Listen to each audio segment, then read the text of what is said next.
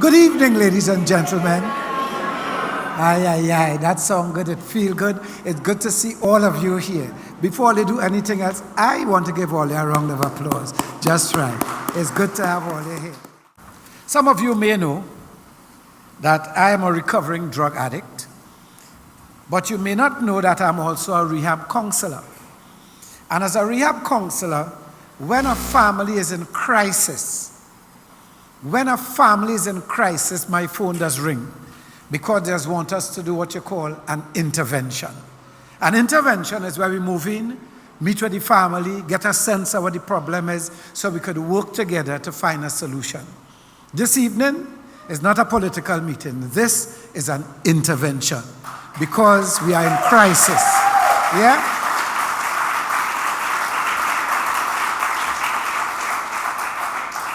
The TNT family is in crisis. All is not lost.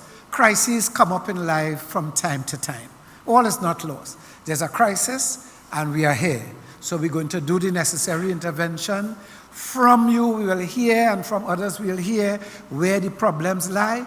And the thing with interventions is have to work together to fix it. Yeah? So that's the tone I want us to have in our minds while we're here and while we attend every NTA event. Let me introduce you to our first speaker, shall I? Mr. Paul Daniel Nahus. He's our coordinator for Northwest in the National Transformation Alliance. Paul is a certified anti-terrorism, law enforcement and security professional. That's some good qualification. Anti-terrorism, you know. Sometimes I feel terrified. Nonetheless, he's also a trained SWAT sniper leader. He has served as an alderman and chairman of disaster preparedness and response, security, and environmental management in the Diego Martin Regional Corporation. Our coordinator, Northwest, is a member of our national governance team with responsibility for developing and maintaining relationships with communities, with residents, and organizations to achieve shared goals, and he also coordinates logistics for in-person and virtual meetings. My friends, as we start off our intervention this evening with some love, let's welcome Paul. Trinidad is my land, and of it I am proud and glad. But I can't understand why some people must talk it bad. But I know. Thank you, Mr. MC, for that lovely intro. Welcome all. I'm not going to go through the protocols. I'll just say all protocols observed. And I thank you for being here today, for taking your time to come here. And a special thanks, of course, to our political leader, Mr. Gary Griffith, for really being the person to, I won't say brainstorm, but to get all this together and to really come. Thank you for the team that has worked very, very, very tirelessly to get all this together. And with that being said, I was introduced, and some of you all will know me. Many of you all I think I've seen before and know me in some capacity and some light. Some of you all will know that after leaving the corporation as an alderman and the chairman for disaster security environment, I said I would never go back into politics. I will never be back involved in this type of thing again. Why? Because I saw little change that I could have made in that capacity. I felt confined by myopic leadership, by a council that just didn't want to see things go forward. And now I'm part of an organization and a party that wants things to go forward and has given me the freedom to speak on the issues that I know about and is not trying to confine any expertise, but rather let things grow and let us go forward as a nation. And that is something that I deeply appreciate. And that is why I am back involved in this, for those who will be asking.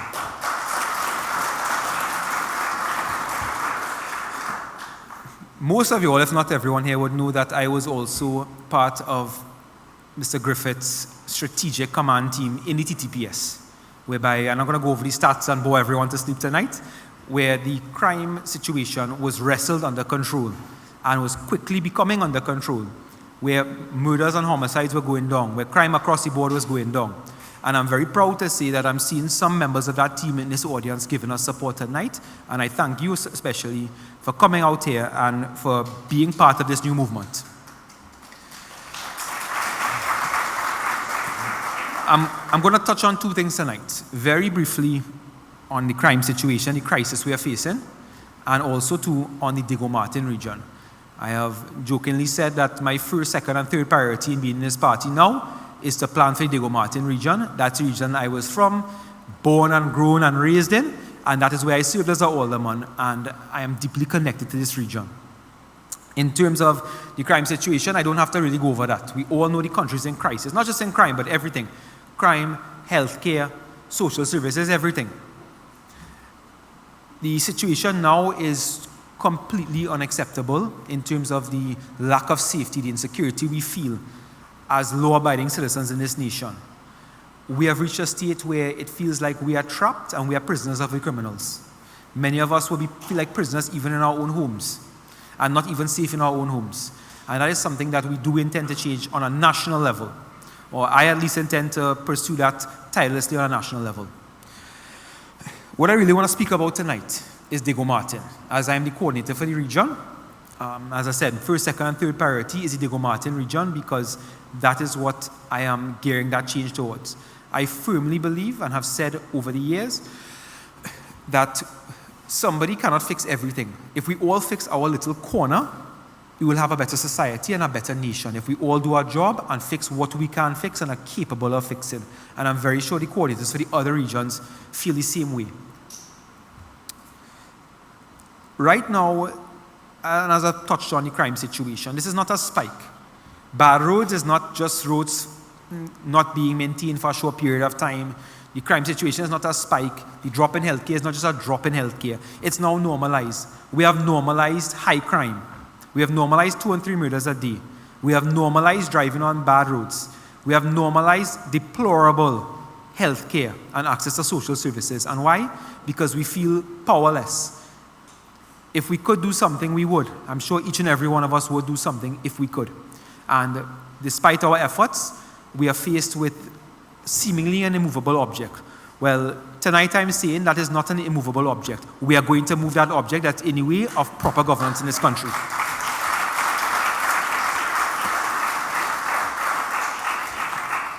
Going into the Diego Martin region, now it was said recently by someone, I'm not going to call names, I'm not here to call names, but someone said one man can't make a difference.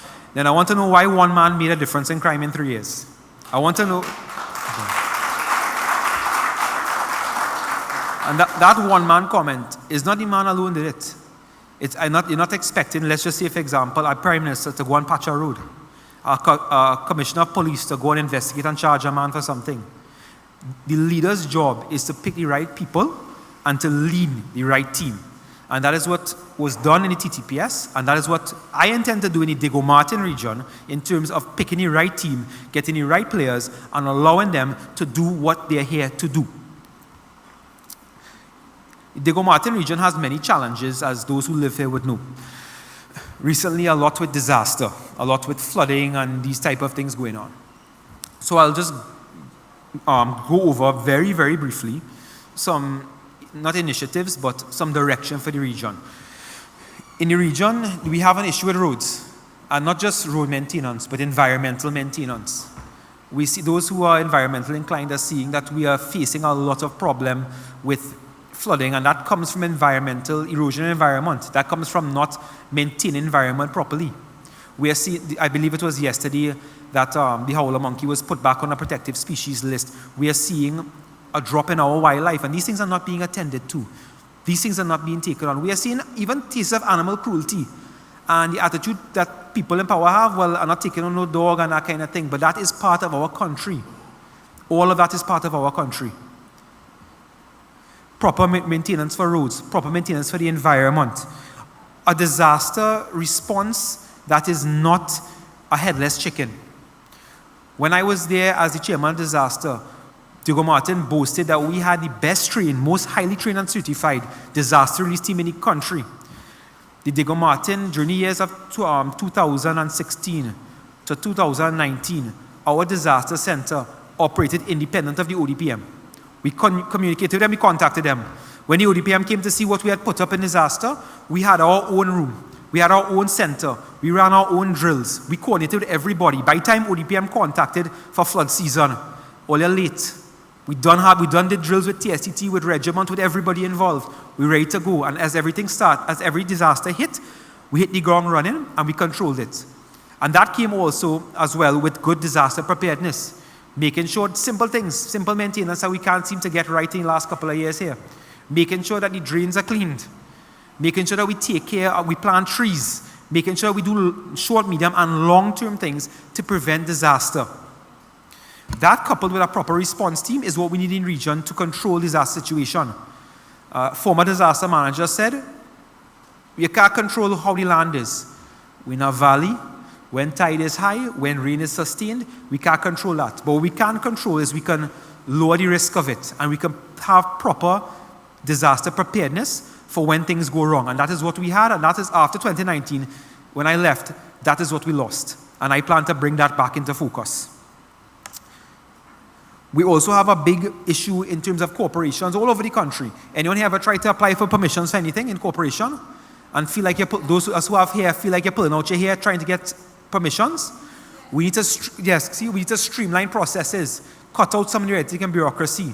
Make sure that when the residents of the region come, that they understand the corporation is not to serve the bureaucracy and the politicians. The corporation is to serve the residents of the area and to simplify those things. Also in the region, I would like to see we now expanded the municipal police, as in nationally. How much police patrols you see in far less municipal police? The proper utilization of municipal police as a crime prevention method. Proper community policing by the municipal police. Getting more involved with the community activities. We had an issue that those in Diego Martin well know about vending. People talking about illegal vending, legal vending, all this kind of thing with vending. Yet you're seeing vendors under a sign, mark no vending. And somebody will be moved today and not moved tomorrow. We need to regulate the vending industry. And when I say regulate, I'm not talking about moving vendors, cutting out people's work, or just looking at one side of things. I'm talking about having zones where vendors and having processes and applications and places in which vendors could come and they could apply their trade in a responsible manner. What I term it is opportunity with responsibility. Once they're responsible and they fall within the regulations, we make it easy to begin vending within these control measures. In terms of the wider campaign for Diego Martin, one thing I plan to do is I plan to listen a lot. Trying from Friday to start having cottage meetings. Not to tell people, come vote for us, come support us, but to listen to the residents, find out what problems are localized in the region and how we can address them. I want to hear every complaint, every problem. I want to hear everything because I want to address everything.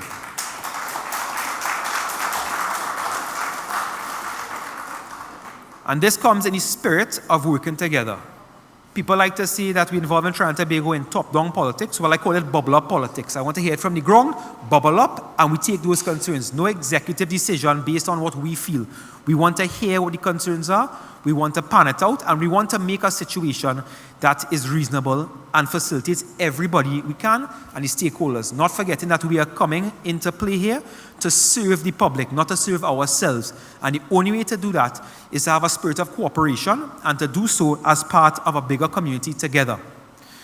And I will just close off by saying, in the words of Mary Harris Jones, we must stand together. If we don't, there will be no victory for any of us. Thank you. Trinidad is my land, and of it I am proud and glad. But I can't understand why some people must. Thank you very much, Paul. Thank you very, very much. I heard two words jumping out at me inside there like never before. And one is preparedness. Yeah? And we have to be prepared. We have to always be prepared for everything in life because anything can happen anytime. Wait now. Standing room only. I'm going to take our next round of applause. I have about 3 seats in the middle there. If you want to sit, we have about 3 seats in the middle on this side. The other thing is regulating vending. So you know, but when we say vending, not cocaine and them kind of thing, and not that kind of vending, all right? So don't get carried away. Next up, my friends, I want to introduce a gentleman I'm sure you all know. And he's a good buddy of mine. His name is Philip Murray. He's a community manager for the National Transformation Alliance. Mr. Murray is a calypsonian and extempo artist. Black Sage. Sailing on the earth, I go sail on it. Oh Black Sage is a man with interest in community empowerment, national service, you name it. He worked in the corporation already, and he rolled up his sleeves and ready to work again. Is that correct? You're quite correct. Play the man music for me. If Trinidad is a boat sailing on the earth, I go sail on it. Oh Lord, I go sail on it. Yes, good evening, ladies and gentlemen, all our specially invited guests. It's an honor and a pleasure to be here. Now, we have a saying, we say, God is a Trinidadian. Do you know where that come from? That come from since the time of Columbus. When Columbus was leaving on his third voyage, before he left, he went and prayed. And he made a solemn vow to the Most High God that the first land he find, he's going to name it after the Trinity, which is the Catholic God, Father, Son, and Holy Spirit. Now, when he hit Trinidad, what is the first thing he saw? 3 hills. So you see the connection, the divine connection there. And that's why I always say Trinbago is blessed. However, because we are blessed, that doesn't mean we go sit back or rock back, as the youth say, and allow matters to take its course. No. What we have to do, we have to appoint or put people who can lead us. Because the blind cannot lead the blind unless they get to the brink of the abyss. I saw that somewhere. The blind can't lead the blind. So you need people with vision. You need leaders with vision. Leaders who have a plan. And that's why we have the National Transformation Alliance.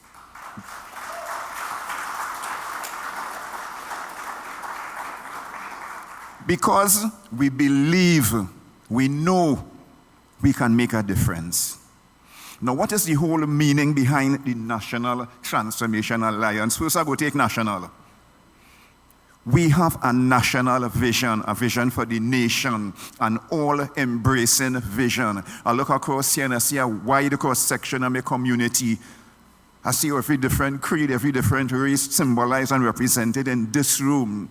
And that's the kind of vision we want. As my partner Blacks used to say, all you come in, we want everybody involved. We want the nation involved. We want Tobago involved. We want the youth particularly involved. Right now, sometimes I leave home in the morning, and I see some of the young people on the block, linemen. I come back in the evening, and I see them the same way. How do we address that? No, this is not a party position. This is my personal common sense position. If you go to school and you get your 5 passes, okay, you enter the world of academia, you do your A-levels, you go to university, and you progress in life like that. If you don't get your 5 passes, we have to implement something called national service, a 2-year national service, where the youth could learn a skill or a trade to be of use in building the nation. Because we can't have a lot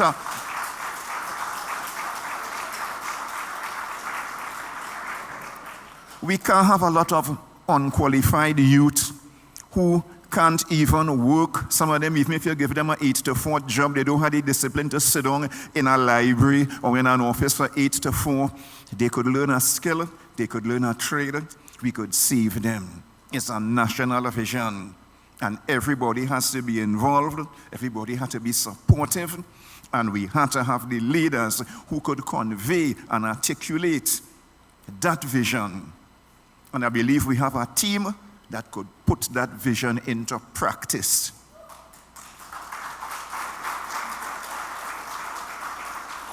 Transformation. There are a lot of things in the nation that needs to be transformed. A lot of things. I look across the world and I see transformation taking place. England, a new prime minister, she is 47 years old. She's not in her 70s and so on. She's 47. Grenada, the Grenadian prime minister is 42 years old. Guyana, the president was just here recently. he's in his 40s. You know, I always maintain, right, that Guyanese oil could have made petrotrin viable. Could have more than made petrotrin viable. We have the oldest oil industry in the world, one of the oldest oil industries in the world. We could have formed an accommodation with Guyana before ExxonMobil come on. I don't know what kind of deal they made there, but I know it will be quite advantageous to ExxonMobil, also to Guyana. But we could have been a part of that, and we can still be. They spoke about agriculture and so on, but that, the oil, the billions of barrels of oil that's coming from Guyana, some of that could have gone to petrotrin, and there was no need to put all them workers on the sideline, on the breadline.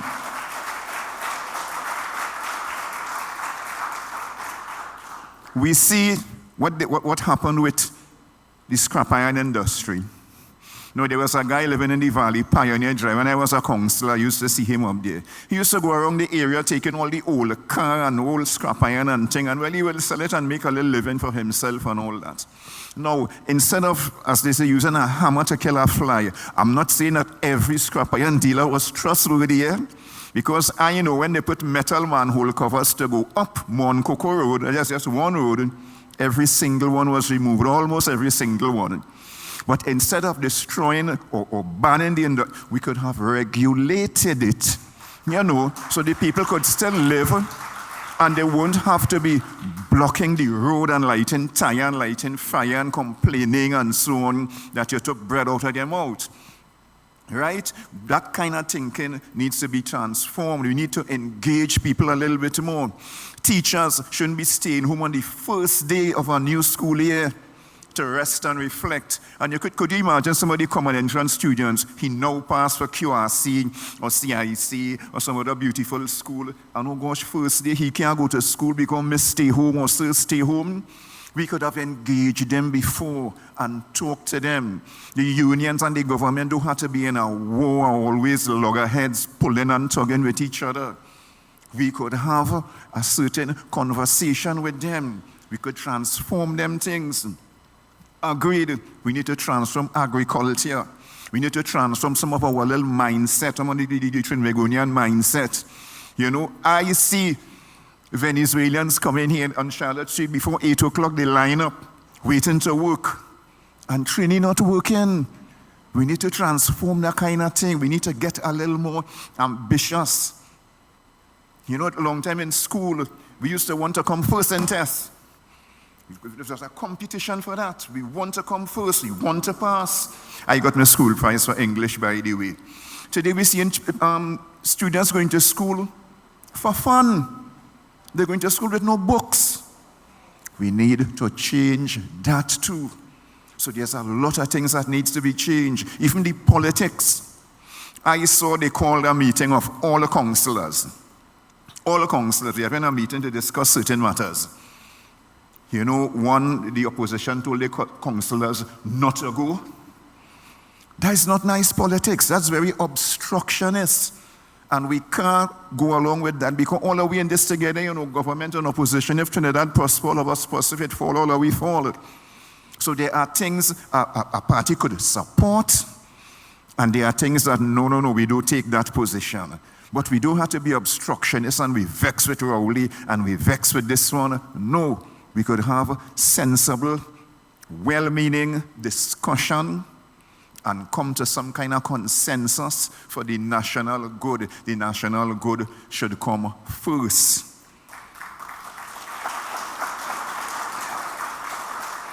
Alliance.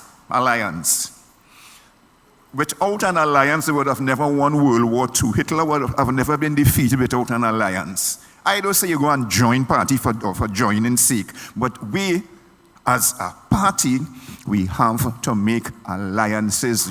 We have to make alliances with the youth. We have to make alliances with labor. We have to create alliances with industry. We have to make alliances with our own people, with the youth, with the rich, with the poor. It has to be an inclusive vision. Everybody must feel that need to work and to assist in developing and building Trinidad and Tobago. And I am leaving out Tobago. Somehow Tobago has always showed us the way. Remember, they broke away from P&M and went to Mr. A&R Robinson and his DAC. Then they came back to P&M with Mr. Orville London. And now they're going back again, showing us the way defeating Dr. Rowley in Tobago by, I think, a 14-1 margin. Tobago has showed us the way this is a pattern, and it could be replicated right here. But we need to do the work. We need to make the preparation. We need to sell the vision. And we can't do this without the help of the people at Trinidad and Tobago, without establishing that alliance, that National Transformation Alliance, and lead the nation to that beacon of light, you see, dear, having a bridge that could unite and not a wall to divide. So the very symbol of the party is very important and very instructive. So I sincerely hope that the nation can buy into our vision. And in this way, we could achieve the success that we need. We know it is in a sort of crisis, but as Errol said, we need to make an intervention. All is not lost. This is the start of the intervention, and we are going to carry it through. And by the grace of God, we will succeed. I thank you very much. If Trinidad is a boat sailing on the earth, I go sail on it. Oh Lord, I go sail on it. Thank you very, very, very much. I noticed he didn't have a paper, so that was extempo too, eh? Right, so I'm just saying. Yeah. You know, too much and too often we tend to look to find a savior. Somebody will come to fix everything.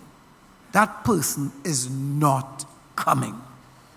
There's no person who's coming to fix everything. We have to get prepared to roll up our sleeves and work to fix what needs to be fixed here in the Republic of Trinidad and Tobago. We must. We must. All right? So I want to keep you in tune with the ethos and the spirit and everything that's happening here. This is not about come and lend your support or get a party card or put a $20. That is not what this is. This is come to work, right? We have a parlor and we have a lady running the parlor, but we don't go there at all. We don't go by the parlor. And then we come and we vex when she ain't fix the door and the stock not there and money missing and thing. But as an owner, you need to turn up. And we are owners, and it's time for us to turn up. We've been abandoning our job for too long as owners. All right? So I want to introduce our next lady. Our next lady I know you all love. We've all supported in so many different ways.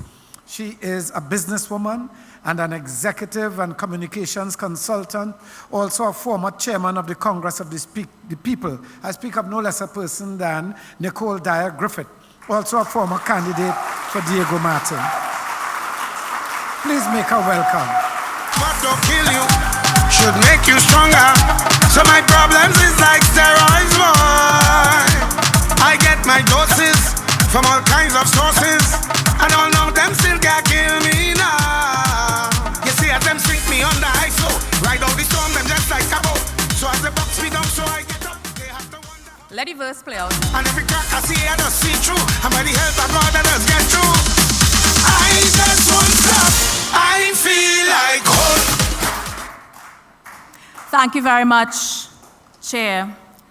And before I begin, I'd just like to recognize Errol and those of you who would have decided at some point that this is the political organization that you'd like to throw your hat in the ring with. Errol, I know for one, had made mention to us at some point in time that he would have never been formally part of any political entity. So I feel whatever it was, Errol, that drew you to the National Transformation Alliance, and I'm sure you'll share that at some point, I want to thank you for making this the organization of choice. And I want to welcome all of you who are also seriously contemplating making that same decision. Seems as though we should have had a larger space, because I know there are those who are listening now, because I believe that we've now started to stream live, yes, Tim? So it seems as though we should have had a larger space. Be that as it may, thank you again, Chair and ladies and gentlemen, political leader of the National Transformation Alliance, Mr. Gary Griffith, deputy political leader, members of the National Governance Team, Youth NTA, members of the media, ladies and gentlemen. Thank you for welcoming me home, because for many of you may have known that my political journey started just down the street from here in 2006. And after that experience, which had its own ebbs and flows, I felt, like many of you and like Paul would have made mention earlier on, that I had put in the work, that I had done my part, and I was happily ready to walk away and call it a day. Because as I look in this space, I see persons who would have walked with me, who would have rallied with me, who would have participated in the process with me, who was in another political entity with me. All of you would value and share that similar experience. And let's be honest, I mean, when you think about politics in Trinidad and Tobago, who needs the drama? Who needs the stress? I mean, who really needs the sleepless nights and the never-ending bills for those of us who have some of these bills to pay? Who needs the intrigue, the backbiting and the name-calling and the backstabbing, the physical and emotional threats for some of us who've had to live with that for many a year? Who needs the breakdown in family life and all of the other things that come with being part of the political process in Trinidad and Tobago? Who needs the fear of political victimization, of stigmatization, the elimination from state-based consideration? Let me repeat that, because I'm sure many of you are well aware of what I speak. The elimination from state-based consideration whenever you dare to rage against the norm and show that, look, I support someone else. Who needs it? And then, when I think about that, I consider a quote by a gentleman by the name of Martin Niemöller. And perhaps some of you would have heard this quote before. And it goes something like this. First, they came for the socialist, and I did not speak out, because I was not a socialist. Then they came for the trade unionist, and I did not speak out, because I was not a trade unionist. Then they came for the Jews, and I did not speak out, because I was not a Jew. Then they came for me, and there was no one left to speak for me. Now, you see, the period of that quote may be very different from now. However, the premise remains the same. You see, ladies and gentlemen, we are at a critical juncture in our nation's history where we can no longer afford to remain silent. A few days ago, I'm sure you're aware that we would have arrived at the juncture where we can, I don't know if you call it boast, or where we can state that we have recorded over 400 murders. Do we remain silent? Do we remain silent? We have become prisoners within our own homes, as Paul would have mentioned. We are afraid to go out. We are afraid to stay in. We are afraid to be in the yard. We are afraid to close the door. We are afraid to keep the door open. Do we remain silent? In many parts right here in Diamond Vale, in Aquamarine, in Upper Jasper, there's hardly a steady supply of water. In Mocha, in Marval, in North, in Central, hardly a steady supply of water. And if there is water, I understand there's an oily stench that comes with that water. Do we remain silent?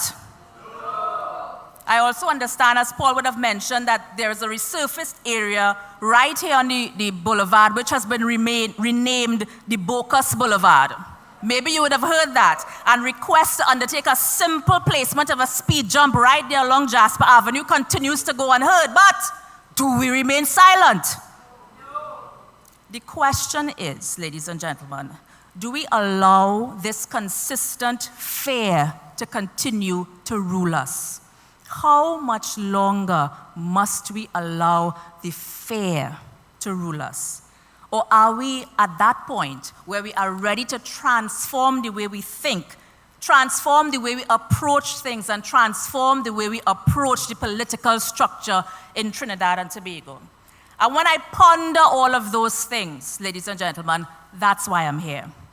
I am here because I refuse to give up without one more push for what I know that we can accomplish together. This is not about me.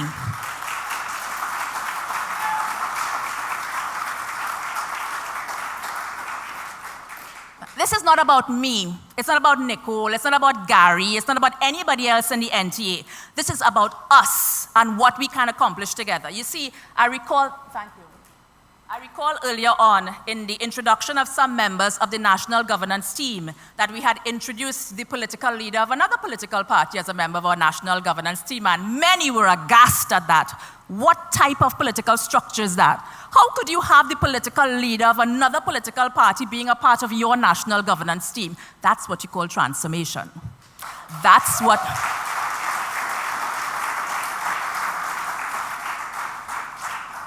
That, ladies and gentlemen, is what you call the we approach. It is the we approach, because far too long we've had in our political system the us versus them approach. It is them versus us approach. If you're not this, you're that. If you're not left, you're right. If you're not yellow, you're red. We have had enough of that, because that does not serve us.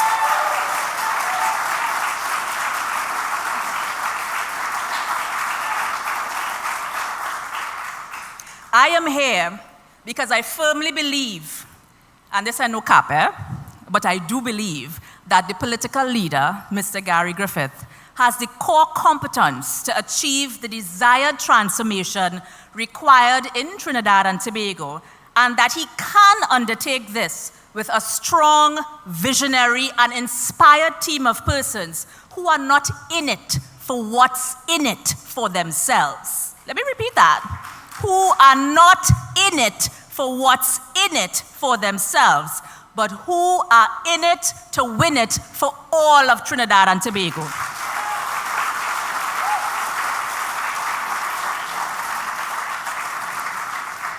You see, because, ladies and gentlemen, transformation is not an I thing.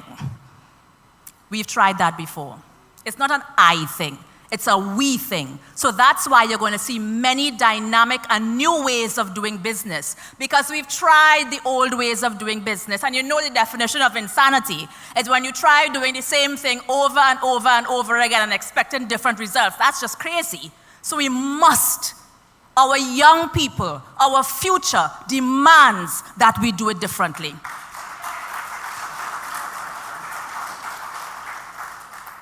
And this brings me to the core of one of the pillars of the NTA governance model.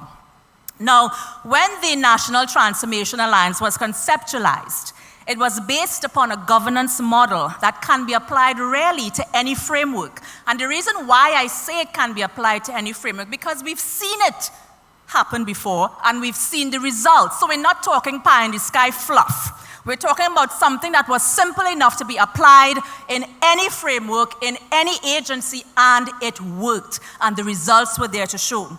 And this model that we conceptualized is called the LAMP model, L-A-M-M-P. And it comprises of leadership, accountability, management, and measurement of performance. And it might sound so simple, really.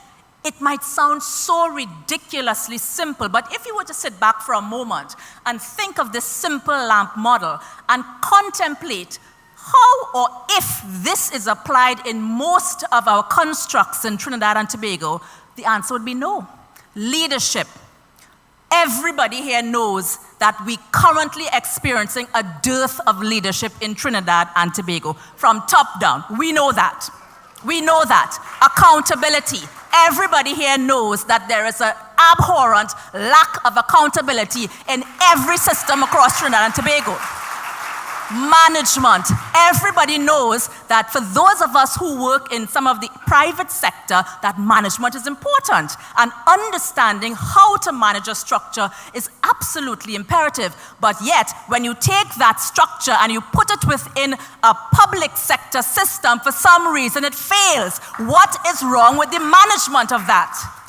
And then, of course, we have measurement of performance, which for some, you rage against if you're in a system that does not measure performance. So it may sound simplistic, but guess what? Something as simplistic as that clearly is not happening in the public sector within Trinidad and Tobago. And that is why we're faced with many of the problems that we're faced with, many of the challenges that we're faced with. And, ladies and gentlemen, the first, and for me, one of the most important aspects of that LAMP model is leadership.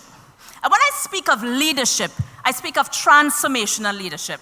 Transformational leadership is the style of leadership that is unafraid to do the right thing simply because it's the right thing to do. Like a former Minister of National Security, with whom I am familiar, who refused to lie for another colleague knowing that he would have been fired for so doing. That is transformational leadership. The transformational leadership is the leadership that engages the unpopular decisions. Because you see the end point, leadership that demands the old constructs because you understand the vision, like a former commissioner of police, with whom I am familiar, who dismantled a multi-million-dollar FUL racket and to this day continues to pay the price. That is transformational leadership. The leadership of which I speak is that which is unafraid to be the least knowledgeable person in the room. Like a former national security advisor, with whom I am familiar, who ensures that he surrounds himself with persons who will challenge, debate, distill, and rage against the norm. That is leadership that inspires, influences, motivates, and stimulates. That is transformational leadership, not the leadership that rages like a raging bull that we all know very well. That is not transformational leadership. Yeah? So, ladies and gentlemen, when you bring these qualities together, it creates the perfect storm for what we in the NTA have coined constructive disruption. Let me repeat that. Constructive disruption. And that is who we are. We are constructive disruptors because we are not in any way interested in the more of the same, because the more of the same has not worked. So we will disrupt, but we will disrupt constructively because that is where transformation comes into play. Now, you would have also heard us speak a little bit about the Bridge constituency, and you see the lovely logo that we have there, the National Transformation Alliance. Our logo really is the bridge to the lighthouse. And you'll notice the little human figures there. The human figures form the bridge between the waters to the lighthouse of hope and transformation. The repetition effect in psychology, for those of you who'd be familiar with that, is one way of ensuring that whatever is etched in the human psyche becomes embedded in our minds. You know that when you repeat something at least 13 times, it's stuck there. That is a principle in advertising. As such, so when you hear those of us, and this is what we are, a centric constituency, because you have the constituencies who support one side, those who support the other side, and there are those of us in the center who really just float, and we shift our support accordingly. So we are the centric constituency. And many times you would have heard people refer to those of us in the centric constituency as third parties. Yeah? I'm sure you would have heard that. Have you heard that? And one really wonders, because I know I wonder, who gave other political entities first and second place? Who gave them that? Who told them that they were first and who told them that they were second, that they could brand us as third? I think not. As such, we in the NTA have coined the term the Bridge constituency, which links directly to our logo, the bridge to the lighthouse. We, which the ones in the middle, have historically provided the impetus of success from one side to the next, because when we swing, they win. When we swing, the swing happens, the other side wins. And the time has come for us in the Bridge constituency to lead to the lighthouse of hope, trust, vision, and transformation, and not just swing for the benefit of one person or the next, but let the benefit be for all of Trinidad and Tobago. It's good to be here.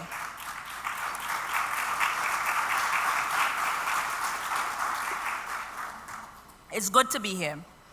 And I'll end as I started because I can go on and on and on, but I have to make way for others.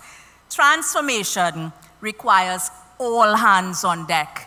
And I say that because, as I made mention earlier, you see we're all encompassing, we're all embracing. Now, we all know in politics in Trinidad and Tobago, it's a, if that one come in, I'm not interested. Or if that one is a part of it, I don't want to hear.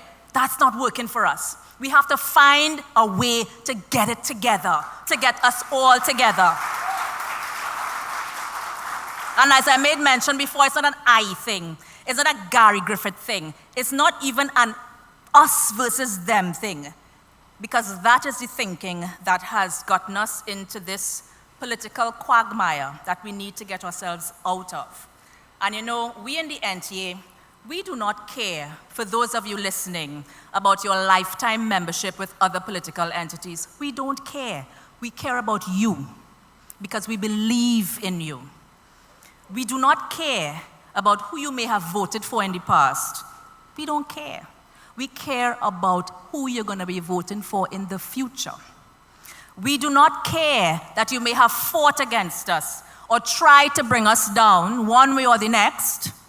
We care about finding common ground, which our bridge can be stronger together, because that is who we are as the constructive disruptors that we are.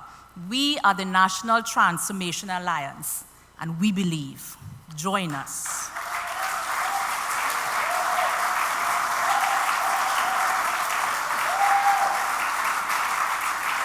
Thank you.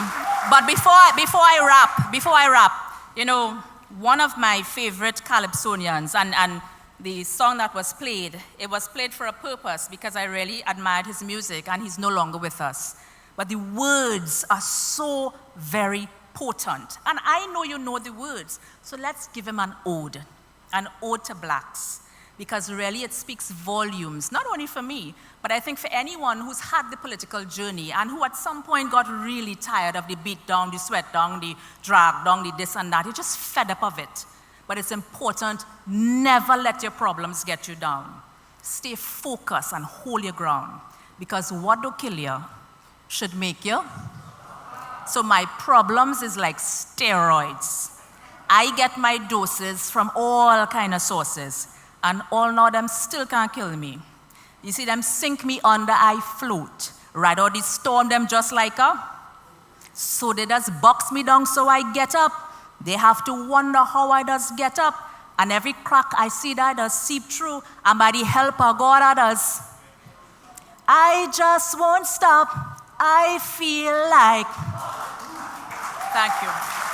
I feel like move any mountain, I trample any building like horse. Man better than monster, dismantle any structure, boy. Trample them, trample them, trample them, trample them. Rip up my shot and bust up my jeans and step on my problems, then what we gonna do? Trample them, trample them, trample them. Kick out my problems, kick out my problems. I feel like, just right. Thank you very much, Nicole. Thank you so very, very much. I felt the energy, the sincerity, and I feel the support. This thing feeling nicer and nicer and nicer. Yeah?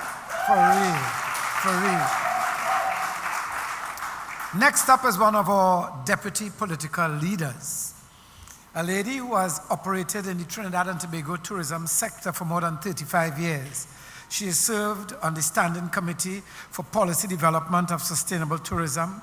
She chaired the National Carnival Commission and was a board member of NEDCO and TTCSI, among others. She is also a certified original pain therapist and trauma counselor, specializing in workshops on inner healing, personal growth, and self-development.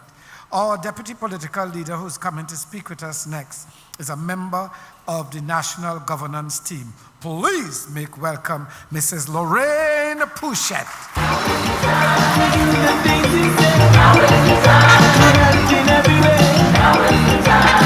To show that you really care. To show some unity and humanity. Yeah. Now is the time. Nicole did warn me that she was going to be a very hard act to follow. So let us give her another beautiful round of applause. But I think I have been placed here specifically to bridge the gap between two firecrackers and to give you all a little chance to calm down the mind a little bit, okay? So thank you very much for that, Nicole. Wonderful, wonderful introduction to who the NTA is. Now, that song you all heard, Now Is the Time. Why did I choose that song? It's a song from 1986, and it was about hunger in Africa. Hunger in Africa. How does that relate to what the NTA is about? It's about each and every one of us in this room hungry for the type of quality of life that we are entitled to. And when I listened to that song, and I sent it to my son who is away, and I said, what do you think? He said, oh God, mommy, that age in your boy, pick a newer one now. You pick one a little more relevant. I said, but there's nothing more relevant than the words, now is the time. Because now is the time, okay? Many of our artists, young, old, male, female, performed on this track. I thought to myself that really now is the time that all Trinbagonians, all of us, young, old, male, female, need to realize that we are running out of time to protect and salvage our democracy. We are running out of time to protect and salvage our democracy. Nicole said there's no savior coming to save us. If we don't do it ourselves, we will run out of time, okay? And we have to stop that dramatic decline in the quality of life that has been taking place, particularly within the last 7 years. It has been getting worse and worse. I have known this for quite a while. So when I was approached to join the NTA, I met with the team and was informed of their vision, etc., and learned of the others who were involved in the starting up of this whole NTA process. I realized that these were individuals of like mind whose main interest was to do whatever they could to bring our country back to where every creed and race finds an equal place. We say that, but do we believe that? We allow others to cause the division, okay? I did not commit immediately, as it has always been my practice to pray for God's guidance and that of His Holy Spirit before I make any decision in my life, whether it's small or whether it's big. He spoke to me in the silence of my heart, and I did receive confirmation that it is now or never. One such confirmation being words spoken by Archbishop Jason Gordon in one of his homilies. That was the final confirmation for me.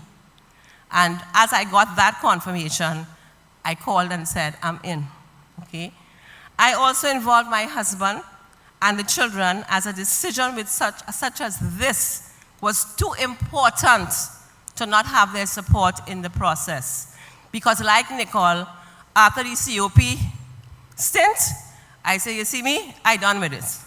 Because I have a life to live.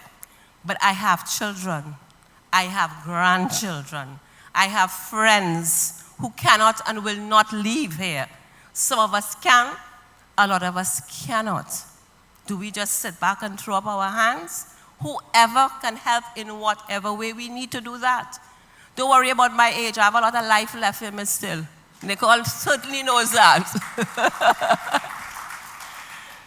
Many of you know me through tourism, original pain therapy, psychoeducational workshops, Congress of the People, some through trauma counseling, some through the steel band movement, and I'm married to a steel band man, some even through my days in the banking sector. I have always tried to give of my best in anything that I commit to. When I commit to something, it's all or nothing. I committed to that man 52 years ago this month, and I'm still there. So it's all or nothing. And thank you for the support, because they said you're going back in this thing again. So I commit to the NTA, and I'm asking each and every one of you present tonight to do the same. We can no longer be like ostriches with our heads buried in the sand and hoping that a savior will come and things will right themselves. That's not going to happen. We like to say that this is God's country. Sage spoke about that. But God will not do for us what we should and can do for ourselves. We need to cooperate with the Almighty in the process. He will put the light for us in the beacon and tell us this is the way to go. But you got to get up and go. It come like the fellow who was on top the roof and rain falling and flood taking place, and he begging God to save him. And God sent a boat, he sent all kind of things, he even sent a helicopter. And he ain't take none of them because he waiting for God to save him. And when he died and he meet God, he said, why you didn't save me? He said, how much times I sent people for you? How much times I give you opportunity and you didn't take it? You see this opportunity, people? You don't have another one. This is it. And you better get on board.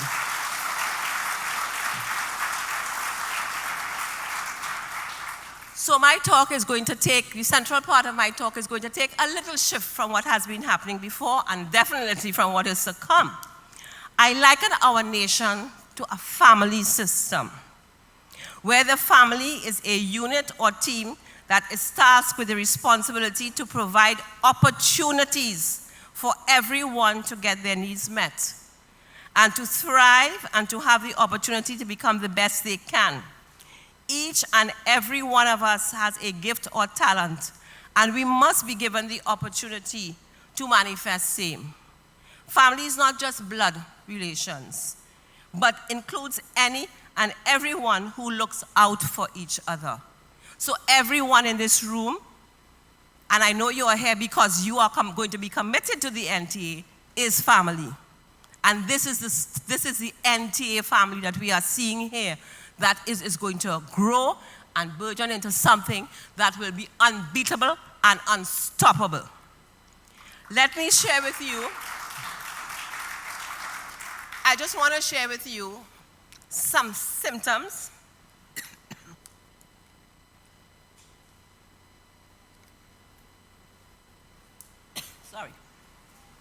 some signs of a dysfunctional family system. Can I get another bottle, please? Thank you.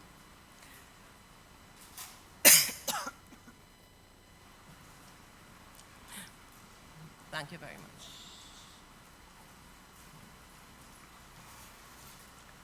These are some signs of what in counseling we refer to as dysfunctional family systems. And I want to ask you, as I go through them, to just think if this relates to Trinidad and Tobago. One, our governance system I'm talking about. The system is rigid, unchanging, secretive, and closed. Do we see that? The system controls and chooses what feelings and what emotions are acceptable. Do we see that? Mistakes are punished and shamed. Do we see that? Awareness is based on what? Denial and delusion. Do we see that? Things are staring people in the face, but they are denying it, and they're delusional. Okay? Family members are supposed to support and serve the whole system. Do we see that? Or just some people being served?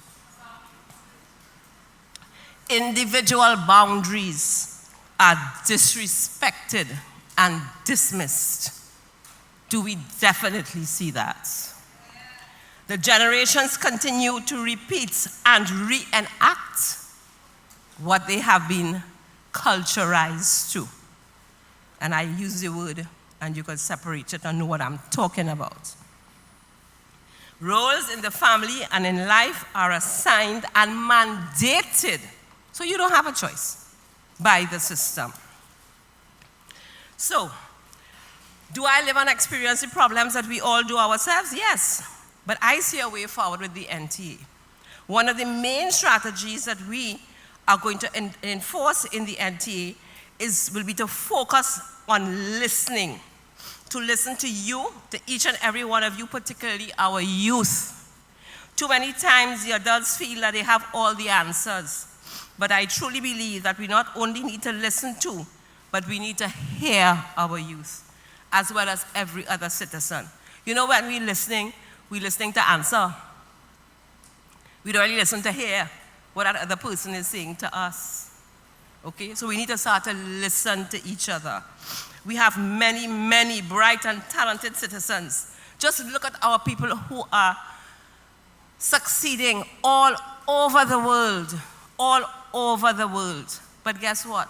They got to leave here to get that done. And we are losing that quality, that power that we have. I heard a young 13-year-old telling her father, when you finish study, you're going to come back, and what you're going to do in Trinidad? She said, me? I'm not coming back here. It have no opportunity for me to develop a business and to move forward in this country. At 13? At 13, we are already losing them. And we have to take some responsibility because we have been comatose too long. Too long.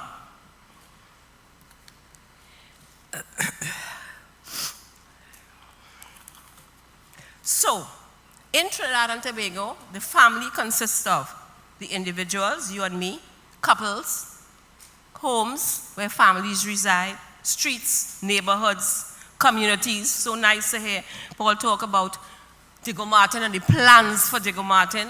Very beautiful, very powerful community. Our towns, our cities, and of course Trinidad and Tobago, our country.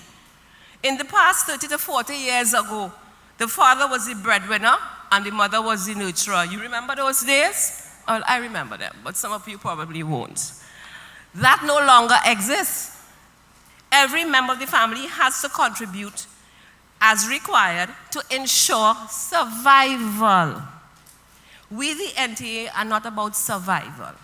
We are about thriving and excelling, as we know that with the right leadership team, we can become a functional and healthy family where all needs are met. Safety and security, food, education, opportunities, to name but a few. The National Transformation Alliance, as Nicole explained, our aim is to welcome and utilize those with the requisite expertise, experience, and commitment to empowering each other and every one of our citizens.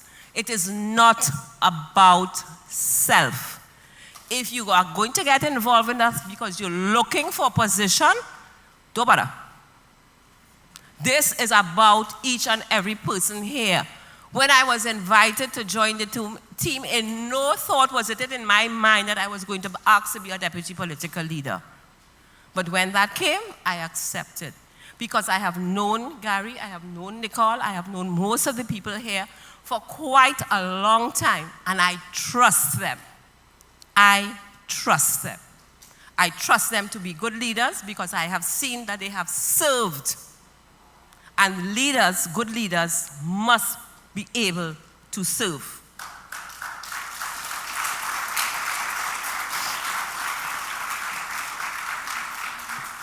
We also believe that teamwork is the only way to affect the changes that we want.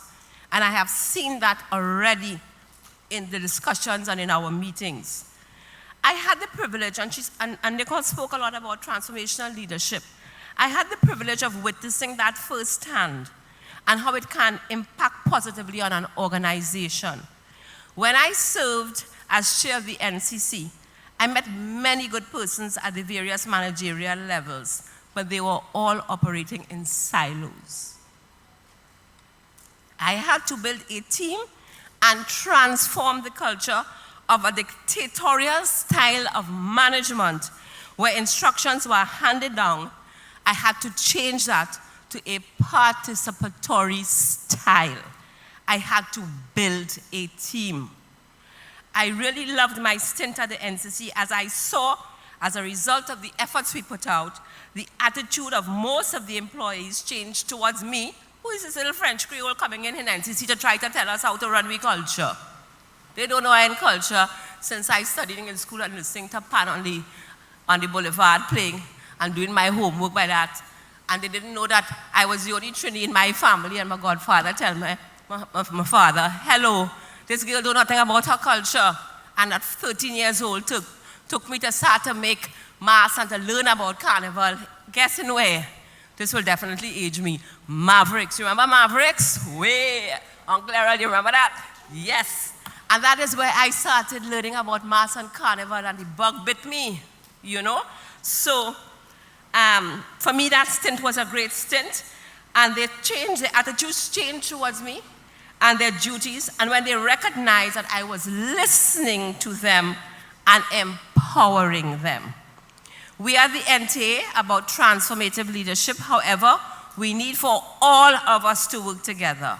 In the words of Lloyd Briner, this is your land as well as my land. This is your place and also it's my place. So let us put our heads together and live as one happy family, democratically, educationally, etc. You know the rest. The most important thing here, the message being, no one can do this alone. We need your time, we need your talent, and yes, we need your treasure. We don't need to be beholden to any financer. We want your time, we want your talent, your treasure. Give in whatever field that you can give there. Whatever you can contribute. We can do this together. We can transform our Trin-Begonian family from the dysfunctionality that we are currently experiencing to a proper functioning system.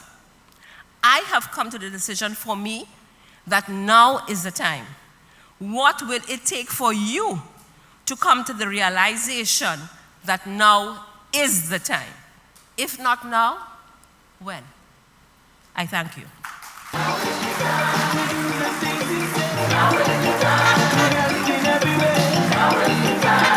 To show that you really care.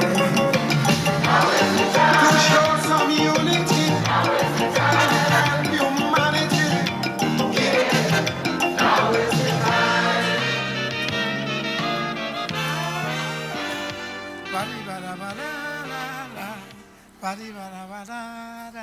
I love that music too bad. Thank you, Lorraine, Madam Deputy Political Leader. Thank you so very, very much. I have faced the polls 3 times as an independent. Nobody can tell me about joining what? Who? Is party have we where we is? I would tell them, party have we where we is. And that is true as well as it is not entirely true. It is partisan party politics that is the culprit, not just party politics. You know, when you're in a party and the party can do no wrong, that is a problem. That is a problem. If something right, it is right. And if you're doing tata, you're doing tata. We have to be able to say it as it is without feeling victimized, without feeling fearful, without, we must be able to speak up. We have to be able to speak up. So party politics was not in my future, in my cards whatsoever. However, a partner of mine called me, a fella named Tim. He said, what? He said, think about it now. And I thought about it because for me, leadership is everything. Trinidadians, they have a saying that Trinidadians are lazy. I completely disagree with that. I find Trinidadians work. When Trinidadians go to work, they work. You mightn't see it here, but go and see them outside when they're in other countries and them can. Trinidadians work. We work. All who's saying about the public service.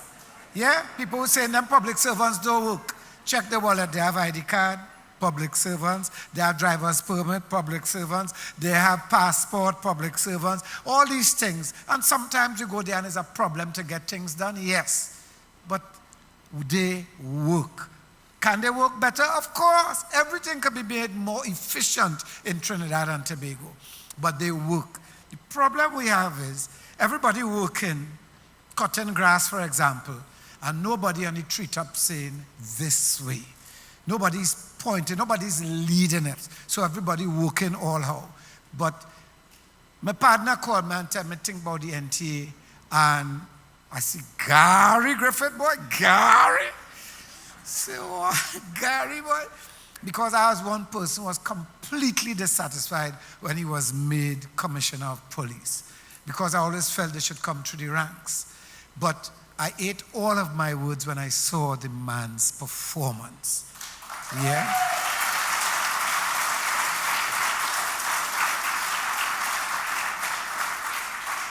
And that's what we need.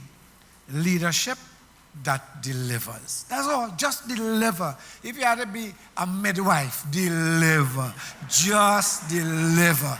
You understand what I'm saying? So, my friends, I have a bit of a note here, which I will skip, because I don't have to go into a long detail about Gary. What I want to say is, this is a political leader. He's a member of our national governance team and is responsible for, and this is the important part, he's responsible for managing the NTA's relationship with the general public and keeping the team focused on our raison d'etre, national transformation. Please welcome Double G, Gary Griffith. I was so hard-headed at first. My grandma didn't even believe in me. I kept going though. All I can say is I told you. Jury at the bank now in the vault. You should have never doubted me. I'ma work to my last breath. I'ma hustle to my last breath. Yeah, you should have never doubted me. The pain and the struggle followed me. My daddy never been that bothered me. And these cold streets made a man of me. You heard that song? They never should have doubted me. I will fight with my last breath for my country and for you.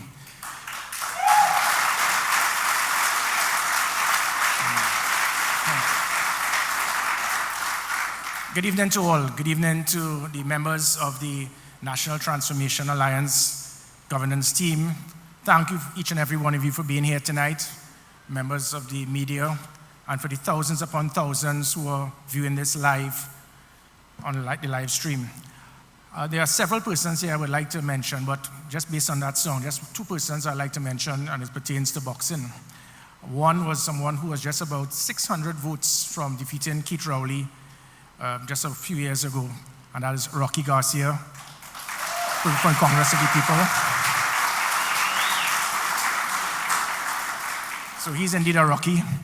And then there's another boxer. He was a national champion, but more importantly, he is now the political leader of the Congress of the People, Mr. Kirk Sinnett, who's here. Thanks for coming, Kirk. And the reason I'm glad that Kirk is here, one of the main things that we want to speak about is that this is a new political party. Yes, it is. And we are not here to help other parties win. We are not here to split the votes. We are here just to serve, to do the best we can to make this a better country. People speak about blind loyalty. You must be PNM till you're dead or whatever till you're dead. The only thing that I see with blind loyalty should not be politics. You know what blind loyalty is? Blind loyalty is supporting Manchester United for the last 10 years. And you still stay supporting them until I think we finally turn the corner. That is the blind loyalty we want. Not politics. The blind loyalty of politics cannot work. And that third constituency, that bridge constituency, it started in 1981 under the ONR, 91,000 votes. 10 years later, in 1991, under the NAR, they moved to 127,000 votes. 16 years later, under the Congress of the People, in 2007, it moved to 147,000 votes. We now go in 15 years later, Obviously, we have gone to over 200,000. And not just because of persons being independent, but because we have become independent thinkers, not because mommy and daddy said that I must vote for this one or that one, I must stay with it. In fact, what younger people are doing now is advising their parents, daddy, mommy, you don't have to be PNM or UNC or whatever till you're dead. Select who you feel might be the best persons to govern the country and to serve the country, and that is what we want.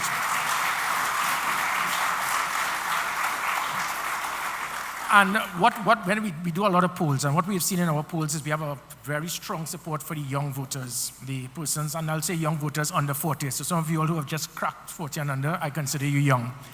And in those young voters, what we have seen is that there's a strong demand for change in politics. And that is what we are doing. So especially for the younger voters, I ask you to go out and vote. I'm not telling you to go out and vote for the NTA. Vote for whoever you please, but play your part towards the transformation of Trinidad and Tobago.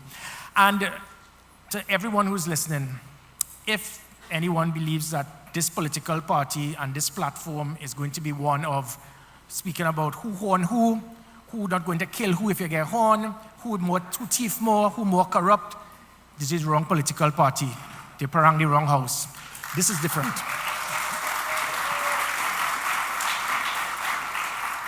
We intend to do just the opposite. We have seen for so long political parties deliberately try to divide the country, and there's a reason for that. So I'm not going here and you're going to see me bubbling my head or whatever trying to cause division. I'm not here to do that. We are not here to do that. In fact, what I want, and I'm saying from now, we will make mistakes. And as a political leader, even as a political party, when we make mistakes, I would ask you to let us know.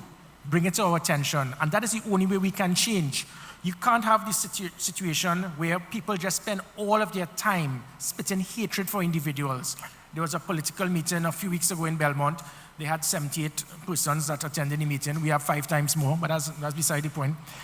And all that you're hearing is everything bad about other political parties. That makes no sense. It cannot solve the problem. In fact, when that individual started spitting all his hatred about me, and then you saw the individuals clapping like, I actually went to SeaWorld. It reminded me of the train seals in SeaWorld. They were just clapping.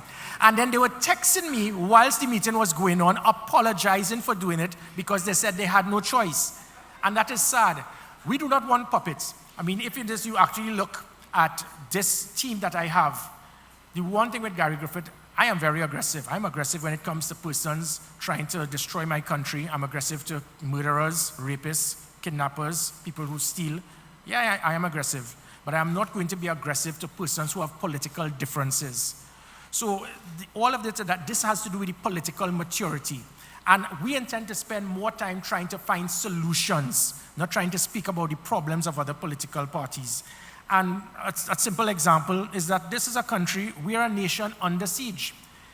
In the 1st of September 2020 to the 31st of August 2021, it was my last full year in office as Commissioner of Police. The number of murders for that period was 342. It was the lowest number of murders since 2004, for 18 years. And unfortunately, due to hatred, evil, bitterness, pettiness, that changed. There was a reason for doing that, and evil prevailed. And after that, the following year, from September 1st, 2021 to August 31st, 2022, 586 murders, 240 more murders than what there was there the year before. And people always try to use COVID as an excuse. So let me clarify. In February, March, and April 2020, there was no COVID. You all could recall it was the safest carnival in Trinidad and Tobago. We were going down. We cracked it. There was a reason for that. And then after I left in September, October, November 2021, it was the highest spike in murders in Trinidad and Tobago's history. So let's not speak about COVID. Likewise, New York, Boston, Detroit, LA, Chicago, it was the highest spike in crime during COVID. So apparently the criminals in North America, in New York, and so forth, they missed the memo. So it has nothing to do with COVID. What it had to do with was leadership. And that is what we intend to bring to Trinidad and Tobago, the type of leadership that this country needs to move us forward. And how we are going to do that? We are going to do it through the LAMP model. Leadership, accountability, management, measurement of performance.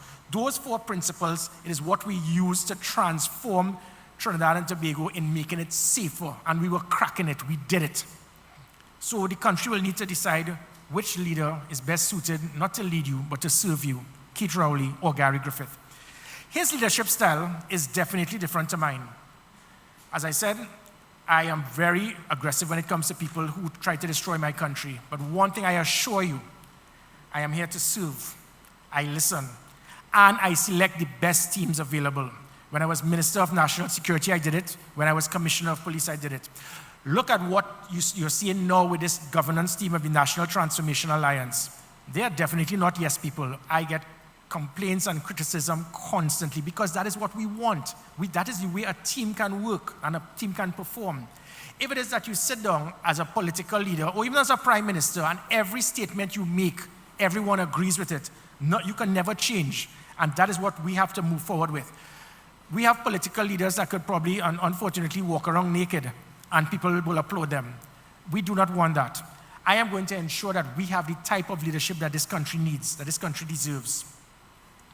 When we are part of government or in government, I give you the assurance that I will take full responsibility for national security for Trinidad and Tobago.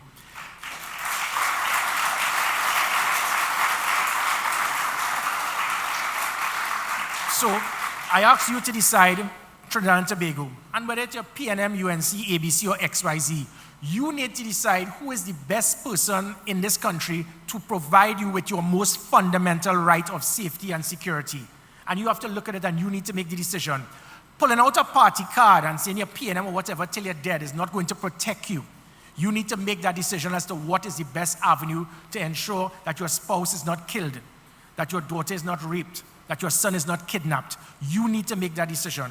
And making that decision by waving the party card is not going to help. As the Minister of National Security, it was the highest reduction in violent crime in Trinidad and Tobago's history. As the Commissioner of Police, it was the highest reduction in violent crime in Trinidad and Tobago's history. So from serious crime and then violent crime.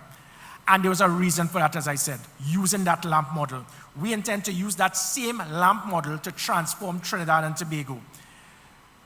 In 2018, the Trinidad and Tobago Police Service, for whatever reason, there was the least amount of trust and confidence in the police service at the time. There was 14% public confidence and trust. In that 3 years, I was given the enormous responsibility to transform the arm of the public sector that was seen as the most disliked, the least trusted. And it moved from 14 to 55% because we started putting systems in place to ensure accountability, making sure that we can put systems to look at and see that Trinidad and Tobago Police Service can be the best in the region. And it worked. The public started buying into it. They started believing in it. But you know, there's a saying that evil can't prevail. Just a side note, I've seen my aunt there, Auntie Bernice. I have on my mother's side, everyone on my mother's side, they became born again except myself. I remain as a Catholic. And they tried their best to get me born again. As the Minister of National Security, there was a night I went to their service. My aunt is a pastor, and this was in Diego Martin. And then when I went to the service, they had pastors from abroad. And they didn't know me, and they started praying for me. And one of them made a statement and said that my position as the Minister of National Security is just an OJT in preparation for something much bigger that God wants me to do for my country. Well,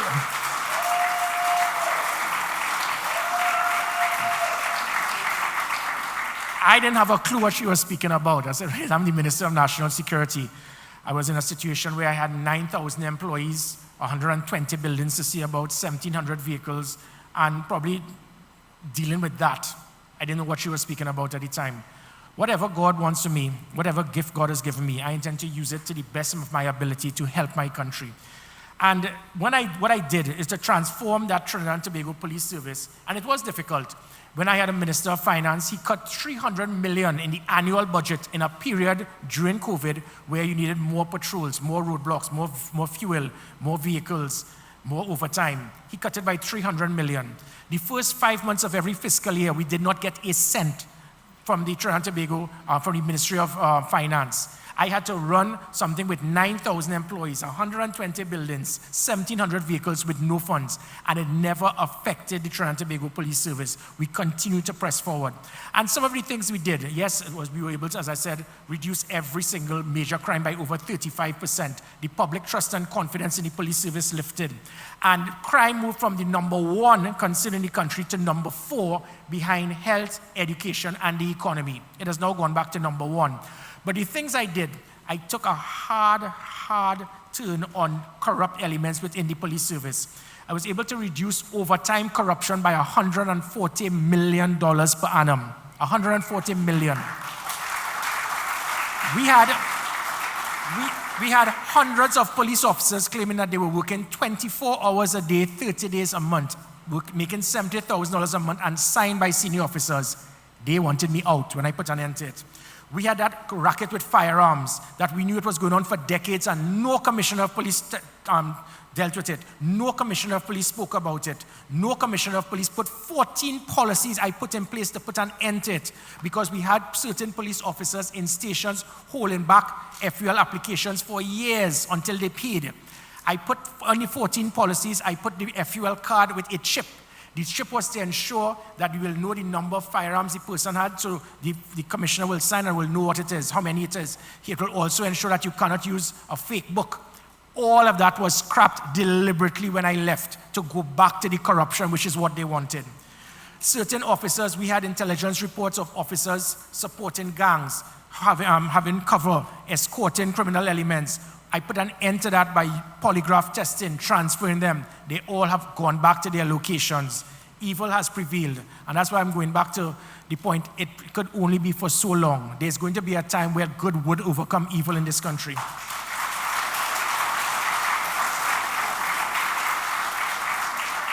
A simple example, the Special Operation Response Team. That was a unit that played a fundamental part in getting the country to feel safe. It played a fundamental part to deal with the rogue elements in the police service. They played a fundamental part to peg back the criminal elements and put fear in them. And this was deliberately done when they were shut down. This was done for a reason. The excuse or the cop-out used to say that 2 persons unfortunately met their death. That is true. And those persons would be dealt with in a court of law. But there were other police units, remember over 3 persons were killed. We have other units that are under the Police Complaint Authority with over 30 more murders at the hands of those units than SORT. Why wouldn't they not touch? Do not be misled. There was a deliberate reason why SORT was removed. SORT played a part to put an end to kidnapping in this country once and for all. People did not know where it was coming from. We put an end to it. And then you have now, it was replaced by something known as the National Operation Task Force. And in the last 5 months, their biggest achievement was to arrest a lady for selling school books on the side of the street. That is what we have reached to. And this has nothing to do with the officers. These are the same officers, but it has to do with leadership. Ladies and gentlemen, as I mentioned, I have no intention to go down the road of attacking any political opponent. I leave that for them. But something I have to do is to defend myself. I have heard this situation with Keith Rowley stating that he lost confidence in me. So let me clarify something. There was something known as a Barrington report. Barrington was a person who never had any involvement in firearms in decades. He was stationed in New York City. And then Keith Rowley brought him and used him as an individual. One individual cannot be part of a committee that signs a document. It was a 2-man committee. He signed it on his own. So he signs a document. He is as good as any of 1.4 million citizens. Keith Rowley takes that and then tries to use that as the excuse. That is a lie, and I'll tell you why. That report was submitted in December 2020. Keith Rowley and I will communicate constantly. He will tell me how the report, it makes no sense. In March 2021, I have information from several cabinet ministers when they told me they came out of cabinet and said that this man, Keith Rowley, just stated that if he could get 10 Gary Griffiths, he can transform Trinidad and Tobago. That sounds like a man who has lost confidence in me, and it was his biggest mistake. I challenged Keith Rowley to state that in cabinet in March 2021, over 6 months after the so-called Barrington report, you told your cabinet members if you could get 10 Gary Griffiths, you could transform Trinidad and Tobago in a positive way. This was the same Keith Rowley that in April last year told his attorney general, change the law because I cannot afford to lose Gary Griffith when his term ends. Because I didn't apply. I didn't look to reapply. That position affected my health. It took a toll on me, and I was ready to go. Keith Rowley told the attorney general, we cannot lose Gary Griffith. Change the law so that when his term ends as the substantive commissioner of police, he can act in August 2021. This was in April. So it was a lie. Something happened in June and July where the certain elements, the rogue officers in the police service, whispered to certain ministers who whispered to him, and he made that decision. And the country is paying the price. And Keith Rowley is responsible for everything we are seeing right now in this country. Let me refer to the National Transformation Alliance, that policy. The policy that we intend to put is to ensure that we can reduce the powers of a government. We have a situation in this country where one man and one man alone selects the president, selects the chief justice indirectly, selects the Speaker of the House, selects the President of the Senate, selects all state board members, selects the Commissioner of Police, selects the Chief of Defense Staff. Ladies and gentlemen, that is known as democratic dictatorship. It has to end.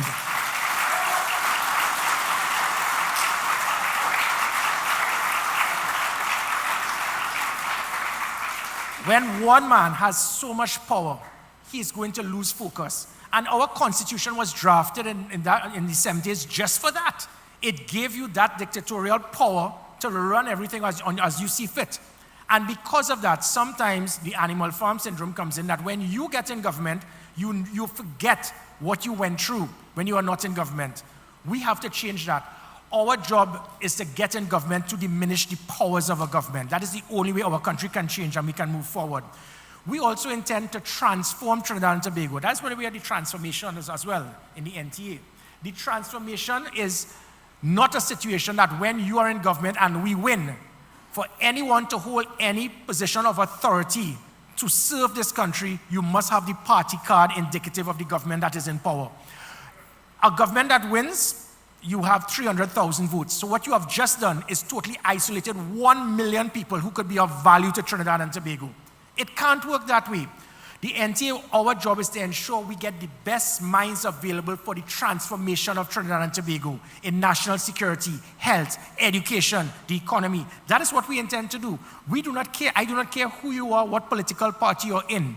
And that is where sometimes people get state board appointments and they're in state boards. And when I see these appointments made, these persons have absolutely no knowledge whatsoever in the state board that they're in. But you get that position because they were pulling the chair for the political leader during the campaign. They went and organized a little thing on the side. That has to stop. If you put the best persons available in the state boards will function. Likewise, the state boards are those that have the biggest amount of corruption because all of the persons are aligned to one political party. Our intention is to ensure that at least 20% of the opposition must be appointed in the state boards to put checks and balances.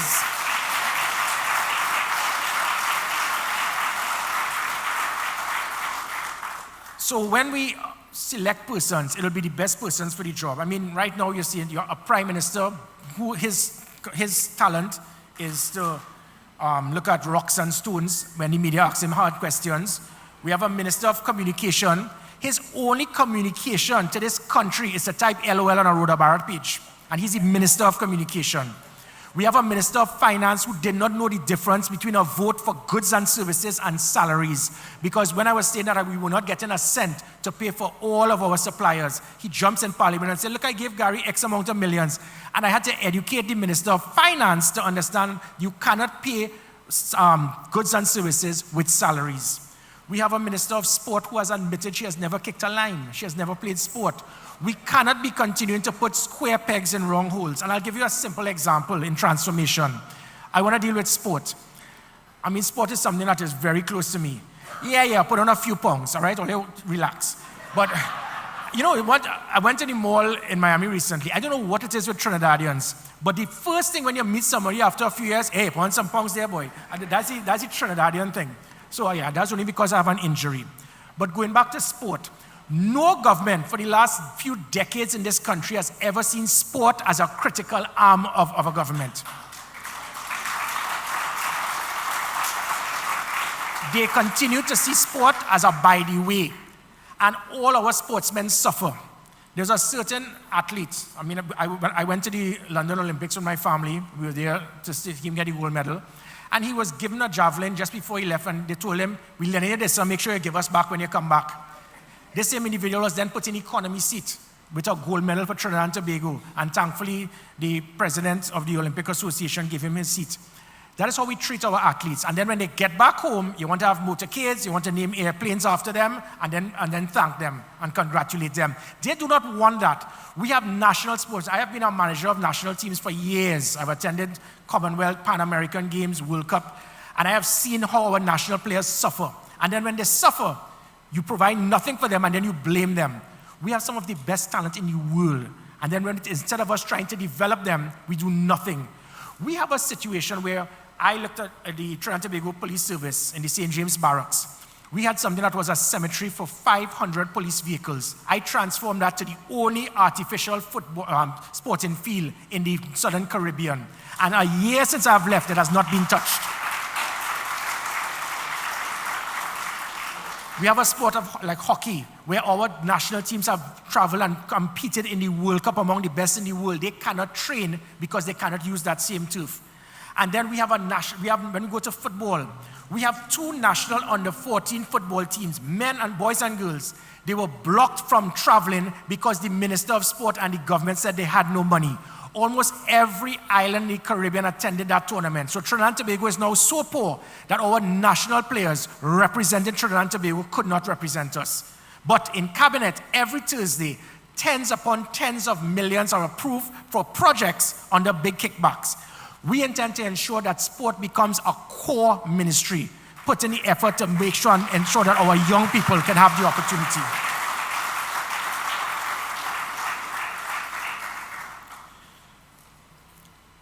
Just before I close, because I really want to open for some questions, because I had something I was going on for a couple hours, but let me shut down here. Earlier today, I heard an Attorney General make a comment, because again, it's unfortunate that I have to spend a few minutes to try to clarify wrongdoing. When it is that a government believes that your job is to try to be involved in launching investigations, directing investigations, handpicking persons in investigations, ladies and gentlemen, that is the first sign again in dictatorship. Nowhere in the world. This is not a banana republic. And the PNM till you're dead or whatever, are you for real? This Prime Minister spends more time boasting that he's the chairman of the National Security Council than he is the Prime Minister. Because somebody, his little mini-me who travels with him all the time, right? He's a young guy. That made him get the impression that the National Security Council has operational powers. They do not. It is a subcommittee from Cabinet. They form no part of the Constitution, and there's a reason for this. The separation of powers.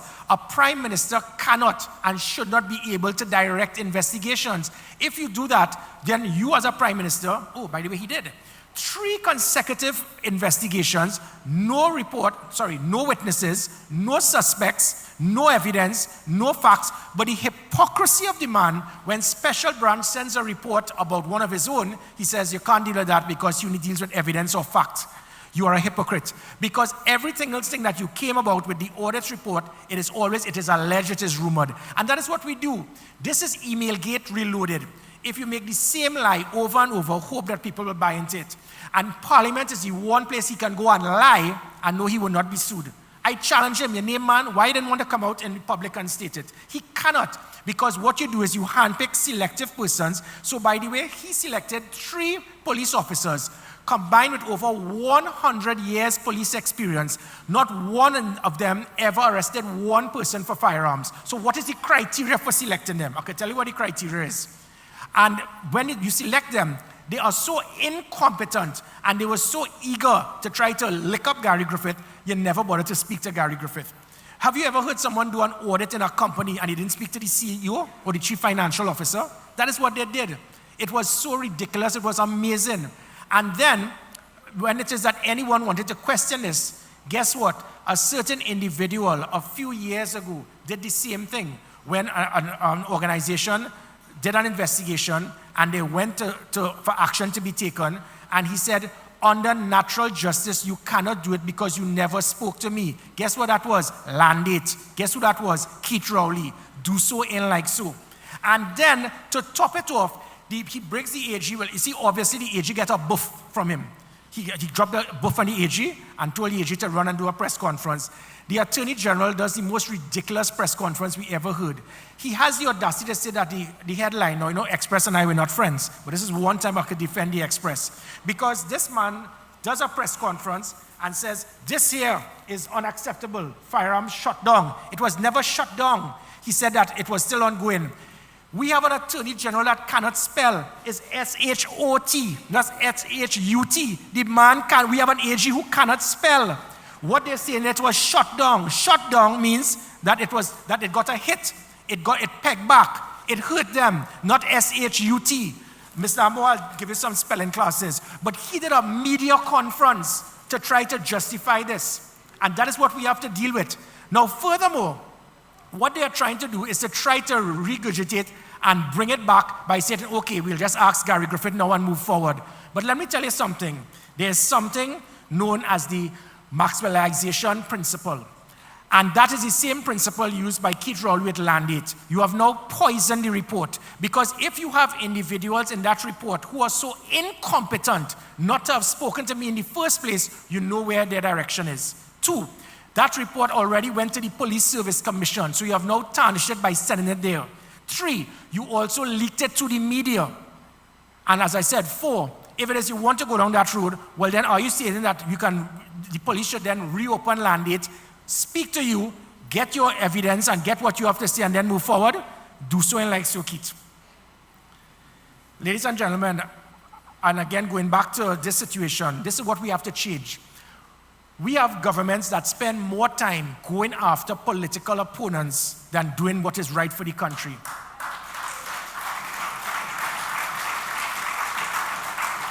In the United States, for example, if you want to ascertain the legitimacy of a claim, there must be sworn statements. And politicians just directing any selected matter being investigated. You just can't handpick your friends, pay millions of taxpayers' dollars, and then move forward with it. That is not how we intend to operate. We are not going to spend our time saying it's our time now for us to go witch hunting. As I said, this government has spent more time going after political opponents than trying to deal with governance of this country. And I could give you a bombshell here, if you think I lie. When I was a commissioner of police, someone just mentioned, good night, wife, how are you? Someone just mentioned, when she mentioned the fact with me standing firm. Yeah, I have been virtually fired twice for what I believe in.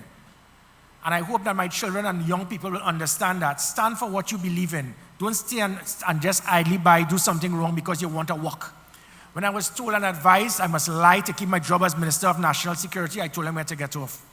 When it is that politicians were trying to pressure me to go after political opponents, I have sworn an oath, ladies and gentlemen, on 3 occasions for this country.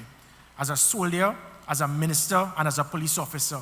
I will do it one more time. And all 4, I assure you, I will remember my oath in office.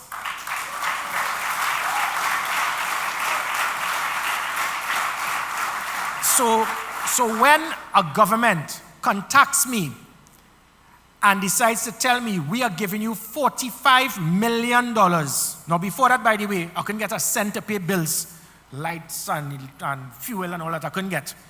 And then thanks to Nicole Diagriffith, through I Support Our Service, which was something done all over the world to ensure that you have the public and the public sector work hand in hand with the police. That's why you started seeing so many vehicles, you started seeing police stations maintained, and the evil elements did not want that. They tried to diminish it. And now, all the vehicles shut down and all hell breaks loose.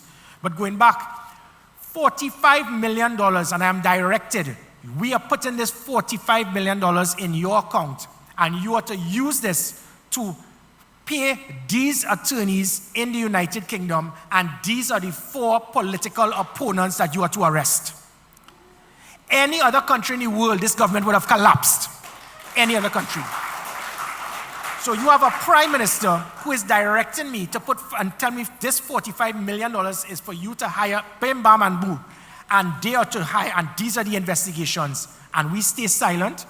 And this man, he starts bubbling his head, has the audacity to try to justify to say it's the role of the government to give money to the police. Yes, but not to order and direct the police as to how the funds are to be used.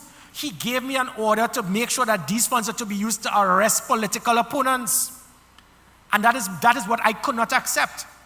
But I continued to do what I had to do. And because I wasn't arresting him fast enough, apparently, he needed to find somebody who could do that job for him, apparently.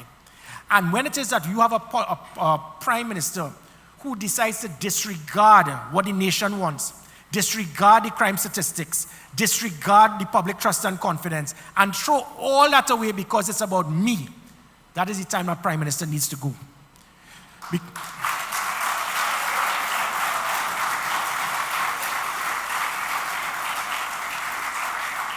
So let us not fool ourselves. The desperation for the Get Gary is not just because I'm a good-looking fellow. It is basically because there's a fear factor that Gary Griffith could say and do a lot to bring down this government. And it's not about what I know or what information I have on my phone. It's about leadership.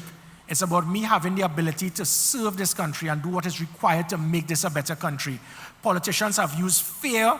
They've used that racism, the division, to try to divide Trinidad and Tobago for their own benefit. We have no intention to do that. So they will continue. And I have played tennis with the PNM for the last year, and I have won ace after ace after ace, because they are not accustomed to it. Because the mantra for some of them is, if it is that we can't control you, we must destroy you.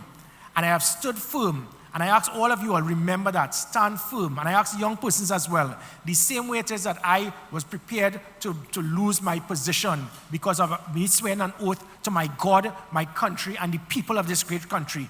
You do the same. Remember, right on over wrong. So what they have, the next game plan is, after he has failed miserably in this attempt of yet another audit after audit, which by no witnesses, no suspect, no evidence, no fact, littered with hearsay. And we now see, by the way, our government continues to spend more time and concern about law-abiding citizens getting legal firearms to defend themselves over criminal elements who have illegal firearms. 100% of all murders committed by guns have been by illegal firearms in the last 3 years. Not one was lost, not one was stolen, not one was used to commit a crime. I distributed 0.3% of the nation got firearms from myself, and 50% were given to retired and present police officers, soldiers, sailors, prison officers, because we have a bad system that when you come off duty, you have to leave your firearm. In other words, your family doesn't matter when you go back out onto the streets at the end of the day. I did what was right to protect the country and to give law-abiding citizens a chance.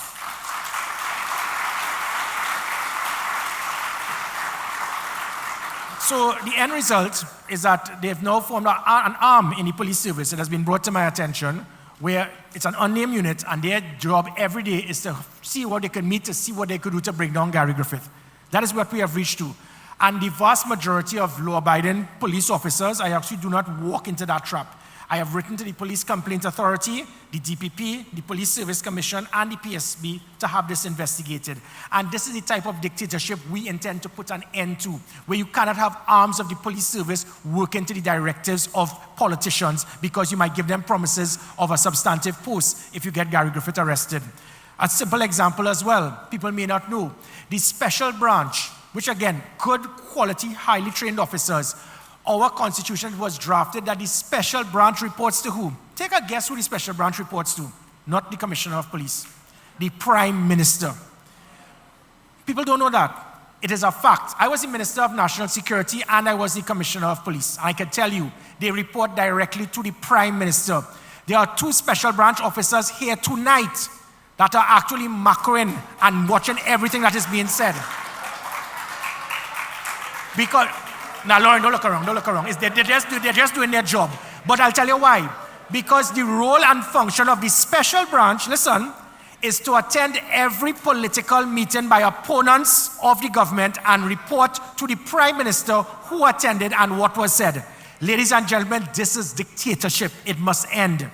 You cannot have an arm of the police service doing that.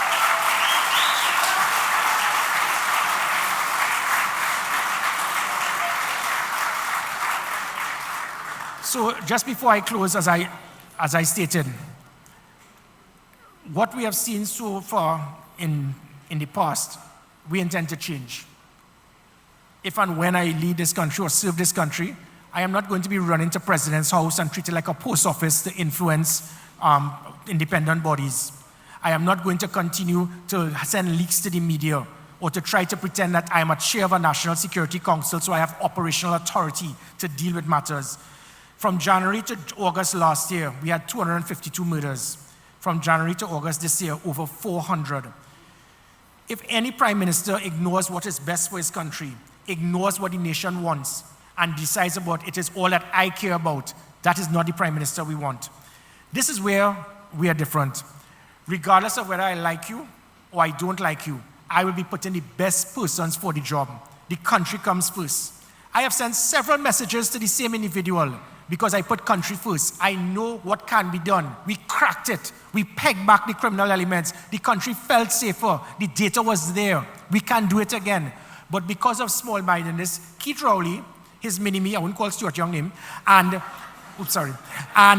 the present acting commissioner of police, like little children, they block me on their phone. They block me. How could that help a country? I am willing to give you the advice. I am not here to affect this government. I'm not here to make life difficult for them. As a law-abiding citizen, as a patriot of this country, I want the government to succeed. I will do what I can.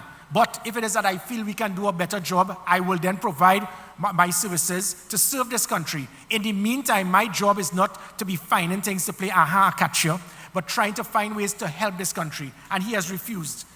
A previous police service commission collapsed because of interference. And this, again, as I stated, in most democratic countries, that government also would have gone down. One man, before I close, cannot have such power. Some do enjoy that democratic dictatorship. But I remind you, yet again, this is not about Gary versus Keith. It's not about NTA versus PNM. It is about good versus evil. There are strong evil forces trying to control this country. We must prevent this. I will do all that I can to serve this country. As I said, I've sworn an oath 3 times for my country. I intend to do it one more time. And in that time, I assure you that I will serve. I will not dictate. I would listen. I would not summon. I would embrace. I would not destroy. I would unite. I will not divide. And I assure you that good will eventually overcome evil in this country. Ladies and gentlemen, they should have never doubted me. I will fight for you at my last breath. I thank you. I was so hard-headed at first. My grandma didn't even believe in me. I kept going though. All I can say is I told you. Jury at the bank down the bar. You should have never doubted me. I'ma work to my last breath. I'ma hustle to my last breath. Yeah, you should have never doubted me. Thank you very much, Gary.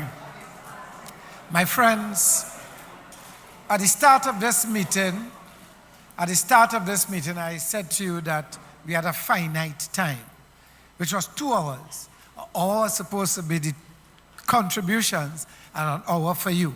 However, and we started promptly at 7. It's 2 minutes to 9. And I cannot in good conscience end the meeting at 9. So I'm going to say we're going to go to 9:30 for those of you who would stay. And some of you have already sent in your questions. And the questions that have come in are many. And if I only do these, I won't get to hear from you. So I want to just urge you, those of you who will come to give contributions, to try to keep it to 2 minutes. Yes? Think it through. Come and say what you want to say or ask what you want to ask, but just be brief. So I'm going to start with any member of the floor who wants to make a contribution, who has questions, comments, concerns, or fears. Please come to the microphone, identify yourself, and please, I remind you, please be brief. And then I will use some of these. Good evening, everyone. I'm very happy to be here. My name is Roger Carrington. Hi, Roger. And I came here for a specific reason. but I need to give a little background. In the early 80s, my father was a manager of one of the state companies, and he was fired because he did not reinstate an employee who was negligent in his job after being ordered to do so by a minister. Fast forward to 2013, where I was a senior lecturer at university and also a judge on the environmental court. In the space of 1 month, I was also fired because the government in power decided that, and they verbally stated in the university, they were going to get rid of all of the people who were hired by Ken Julian. I was one of those casualties. Now, apart from my personal experience with the two parties and what we all know about corruption and mismanagement and so, I have absolutely no intention of supporting either one of those parties. When this party surfaced, I said, yes, this is something I'm going to support. But over the last week or so, there was something that came up in the papers that really distressed me. One of the members, the senior members, Ms. Nuala Hussein, was quoted as saying that the party has no difficulty aligning themselves or being in coalition with the UNC. That is really distressing to me, and I need some clarification about that. Thank you very much, Roger. Gigi? I can. Okay, Roger, I will respond. The National Transformation Alliance, yeah? We're interested in alliances. If you are a member of any political party, you can be a supporter. But we are not looking to form alliances with any of those two existing political parties. We will not turn away any member of those parties who want to come and become supporters of the NTA. But rest assured, Roger, that's our position. Thank you very much. Thank you very much. Go ahead, sir. Good night. Stephen Broadbridge. Stephen, good evening. I just had a quick question about, I'm concerned with crime. Crime has always been like an issue. What concerns me is, and I respect what you did, sir, a fantastic job, but the courts remain delinquent. How do you actually fix a problem? The police could have all the cars, they could have everything organized, perfect, but the people go to court, they get charged, they're on bail for 10, 15 years. You want to know what can be done with the justice system? The justice system doesn't function. And if it doesn't function, not only can you not put the bandits away and the murderers, you also can't put the corrupt ministers in jail. You can't deal with corruption or anything if you don't have a working judiciary. And if the judiciary is in fact dysfunctional, which I don't think any of us could say it's functioning properly, how does government fix that? Because government is supposed to be separate from the courts. So I've always been a little concerned that if you are in government, there's not much you can do to interfere with court because court is separate. But court is the root of all the problems. It's dysfunctional. Thank you, Stephen. You want that one? You go ahead. Yeah. And in 2010, when I was National Security Advisor, I did in-depth research on exactly what you said.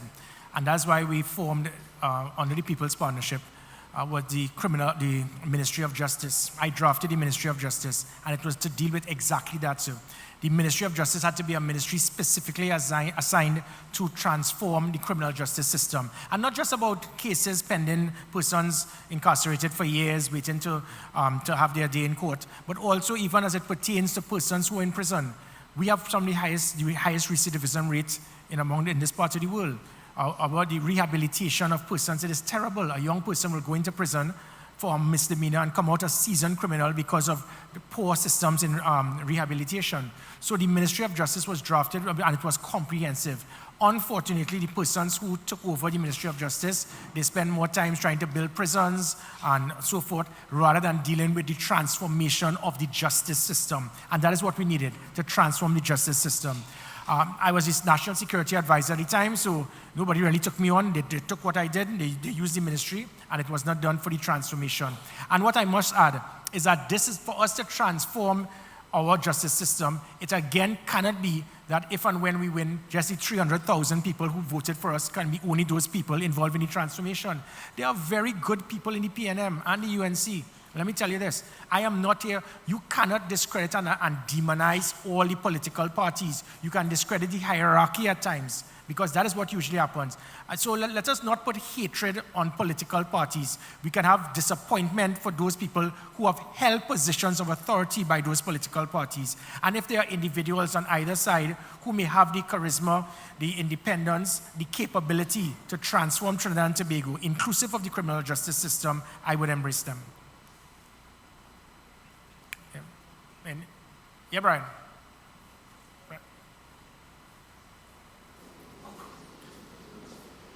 No, before that, this is Brian Stone. Now, if you look on Brian Stone's shirt, you'll see he has a yellow ribbon and a blue. Now, that is not UNC and the NTA, that is Ukraine's colors that he's been supporting. So let me just clarify that one time. Actually, having heard you tonight, it could very well be from my heart. Why I'm here, I see many familiar faces here. I wasn't going to talk tonight, I just came to observe. Everyone knows me as a very staunch activist, political and consumer activist, and a very strong supporter of Kamla Prasad-Processor and the UNC. And I really only came up, Gary, because this gentleman asked a very interesting question. I'm here because you see that symbol of bridges? We share a common vision. We can't get to where we need to be without alliances, without bridging. Whichever party, PNM, UNC, COP, makes no difference. And I'll end just by this, Gary. I support you, okay? I support my party. I will not be against anything that NTA has to say as far as building this country. And you have my support from that perspective. Thank you.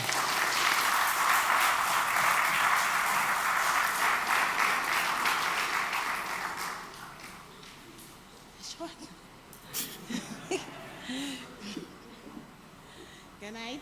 Good night, everybody. Good night. Good night. President Gary Griffith. I claim in that. But anyhow, my name is Crescentia Steeple. Gary Griffith, familiar with Earl Steeple. That's my brother.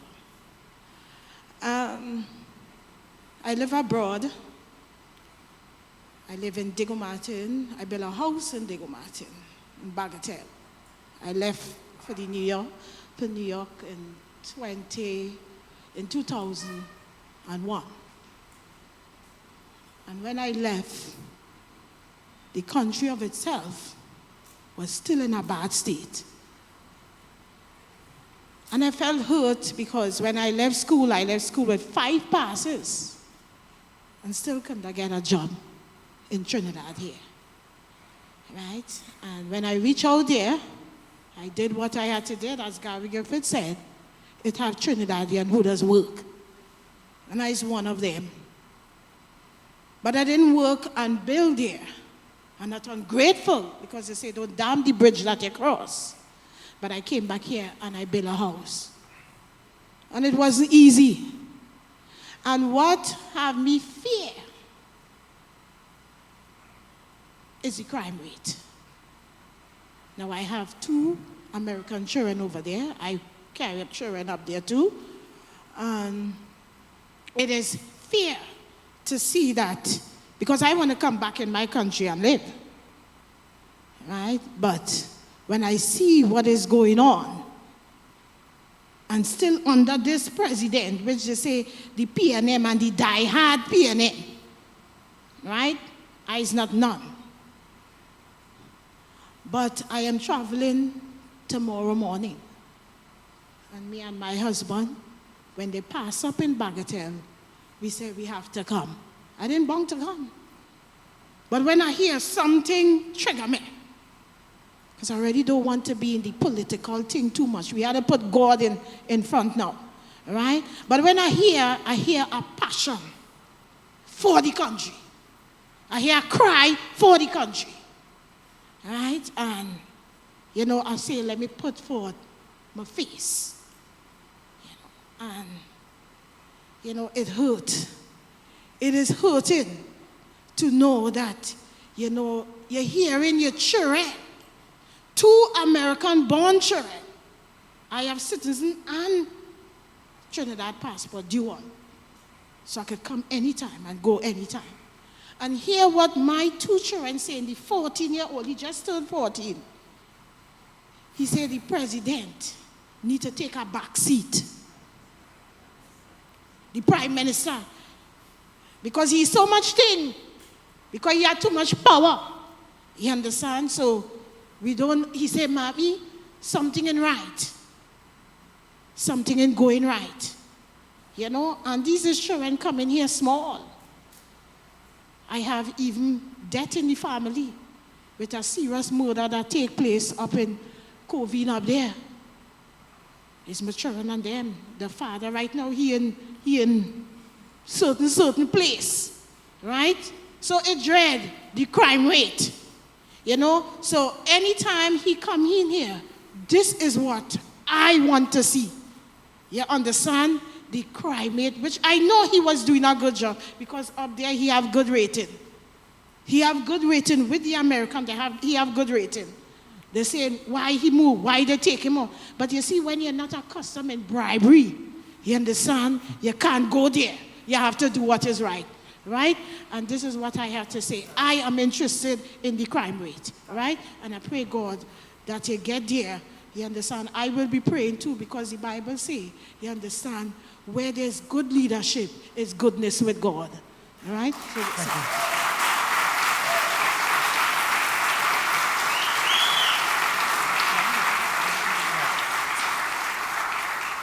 Okay, I want to go to one of the questions for the people who chose to. Somebody trying to call me. No? I had to call you back. Right. Yeah, I have questions for you, boy. All right. I want to deal with this one here. This person saying, I did not see you at the Independence Day parade.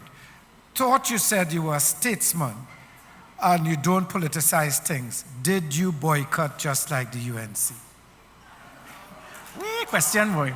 Yeah. So I did hear a lot about that. When I was in opposition, and I always hear this thing about boycotting this and boycotting that, I give you the assurance. You see me, when it comes to my country, the patriotism, that is not going to happen.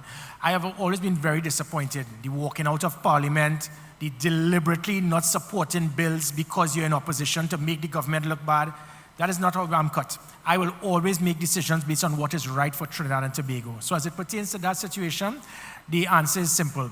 I was not invited. Yeah, I was not invited. Ask Mr. Jacob, the acting commissioner of police. I am the only substantive commissioner of police in Trinidad and Tobago at this time. That is alive. All the others are acting. That is Jacob, Stephen Williams, and James Philbert. I am the only active, substantive commissioner of police in Trinidad and Tobago, and I was not invited. Now, every single senior police officer is invited to the previous retirees from the executive. They are invited, and they attend the functions. I was not invited. And again, it just shows the pettiness, the small-mindedness, but more important, I can't see the police service because the vast majority support me still. And I cannot see them doing that. That was a political directive of someone who apparently figured he felt he would be uncomfortable speaking whilst I'm there. And that must change. Where it is you become so politicized, you try to politicize the police service. So my apologies for not being there, but I really couldn't storm.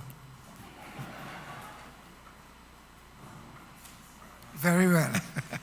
Okay, here's another question. I keep hearing you saying that you're going to reduce the power of the Prime Minister because of democratic dictatorship, etc. How can you change the Constitution without a huge majority? And that's a good thing. You could have a beer, whether it's 21, 20, or whatever. Anytime a government is willing to state that I am willing to diminish my powers to give you, the opposition, more powers, they're not going to say no. And that's how easy it is. So the perception that you need to have that constitutional majority of 31 or 32 seats to be able to transform Trinidad and Tobago, no, you don't. Because any time that you have a government that is willing to do what is right and it is going to help the opposition, they would agree. If it is that I state that, or as a government, we state that we intend to put 20% of state board positions for the opposition, they will say yes. If we intend to state that a government cannot and must not selectively handpick a commissioner of police because he can be vindictive and select someone who can target political opponents, the opposition would agree. So that's how easy it is. The opposition would agree because they will understand the value of it because they're in opposition. So we would have that support. What does not happen is that governments will not make that decision because of that animal farm situation. You're there, you're enjoying the powers of democratic dictatorship, and you're not going to change it because it's my time now. No, we intend to ensure that there's a transformation of Trinidad and Tobago through the transformation of the Constitution. Thank you. The other questions that have come in here, in my opinion, you've dealt with them in your speech, in your presentation. Is there anyone else here with any questions, comments, concerns, or fears? Please come to the microphone, ma'am.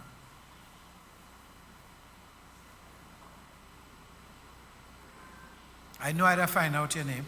Good evening. Morena Mohammed Campi. Nice to meet you. Okay, hello.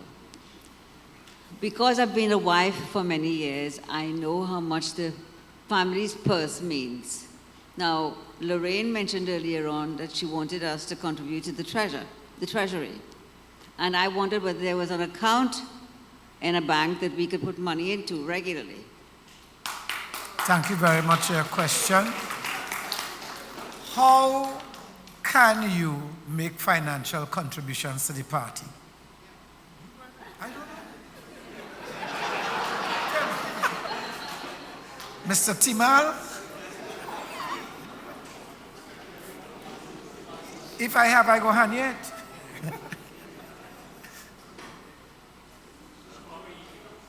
Yeah. Okay, in the meantime, any other questions? Well, yes, please. Tim, you'll give us after. You'll give us after. After. Okay, we all know the country is in a state. I need to ask you, what are you going to do for the children of Trinidad and Tobago? Education, their safety, the Children's Authority, rehabilitation for children who have been in violent homes, children who have been raped, the homes like St. Jude's, St. Dominic's. What are you going to do for education? You're going to continue with the SEA, which to me is completely absurd. A child should transition from primary school to secondary school seamlessly. They should be competing to go to university. Are you going to incorporate into the educational system occupational therapists, psychologists that will deal with the problems the children come from, broken homes, violent homes? They may have ADHD, dyslexia. What are you going to do? Yeah. Okay, and again, going back to what I spoke about, and that is where we intend to have the best persons available to deal with the transformation of our education system. The example you just used of ADHD, for example, I think it's 7% of boys in North America have ADHD. My son has, and then when we went to the doctor, she started speaking to me and she said I was the prime ADHD person she ever spoke to. And the unfortunate thing is because our education system is so backward, those individuals are sidelined. They are seen as being mischievous. They see them as being troublesome. They see them as being not attentive. But by and large, if you look at people who are ADHD, they are some of the most successful people in the world because you know how to be able to deal with them and use their energies in the right manner. So all of that has to do with the transformation of our education system.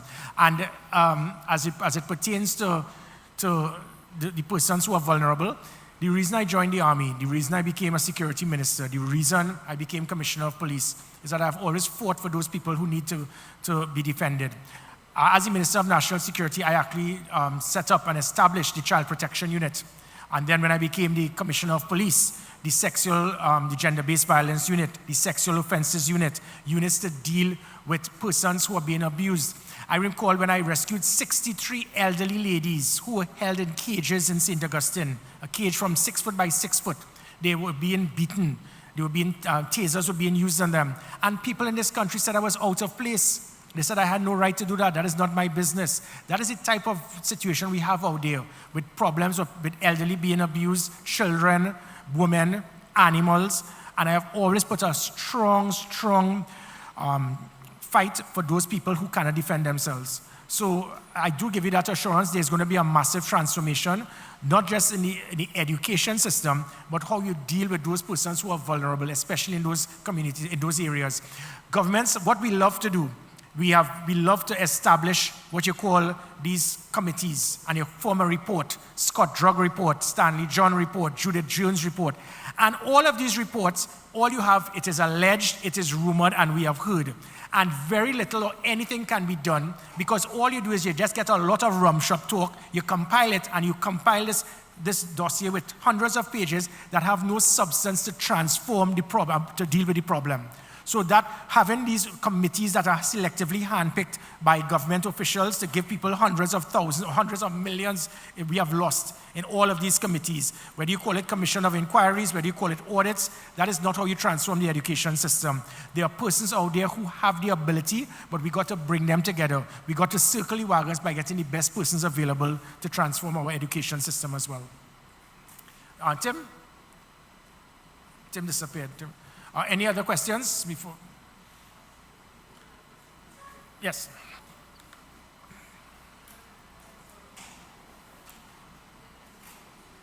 I think this will be the last question. Yeah. Okay. Keith Ellis, what about income generation in the country? I'm an energy professional, but the industry, by and large, it has been scrapped. What will be done to revive the industry and even change the manufacturing industry because it has huge potential? We need to hear that. We need to get money in Trinidad. Sure, right. There are certain individuals here. We actually have teams, transformation teams with every aspect of the concerns of Trinidad and Tobago. One obviously is finance, one obviously is the economy. And let me explain how this goes hand in hand. In business, there are two things you can do to maximize your profits. Either you increase the expenditure or you diminish expenses while it's not affecting productivity. People are not aware that when you have this $50, $60 billion budget, at least 20% is corruption. It's markups. It's tenders that are done with contractors A, B, and C. The three of them get together. Yeah, I was a minister, I've seen it. They get together, A will say 10 million, B says 15, C says 20, but it really costs 5. And A gets the first set, then you switch it around. State boards, the same thing. State boards, we have persons traveling first class all over the world that have nothing to do with the board. So we are speaking about billions upon billions wasted because of corruption. And that's why I give the assurance. The same way I was able to transform the Trinidad and Tobago Police Service by reducing every single expense was drastically reduced. The Permanent Secretary of Finance at the time stated that the police service, we were the #1 public service agency that was submitting all our finances on time and one of the few that never asked for extra. Because you give me a budget, you reduce my budget, I am still going to work within that budget and still ensure productivity. So the same way we were able to deal with the police service as a business, I intend to use that same model for the country. In each and every aspect, every single ministry, it will be ensuring not that we are just going to shut down everything and tighten a belt, but to make sure we diminish the wastage. I have been in cabinet. I have seen tens upon tens of millions of dollars in cabinet notes based on decisions being made. And you could see it's corruption. You see that there's no value for the country. Every single cent that is spent must be used towards the benefit and the productivity of Trinidad and Tobago.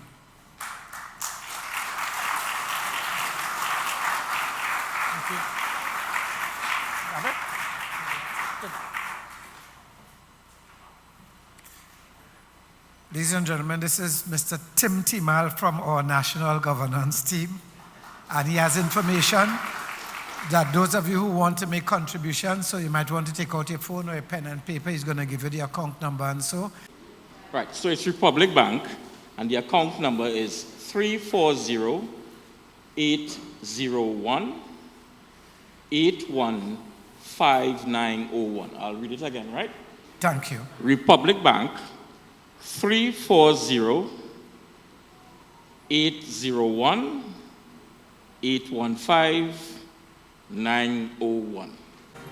And ladies and gentlemen, let me take the time now to thank all of you as we've come to the end of our meeting. I thank all of our speakers, the people who provided us with our sound system, the people who came in and put the plants and did all our decor, the people who put out the chairs for you.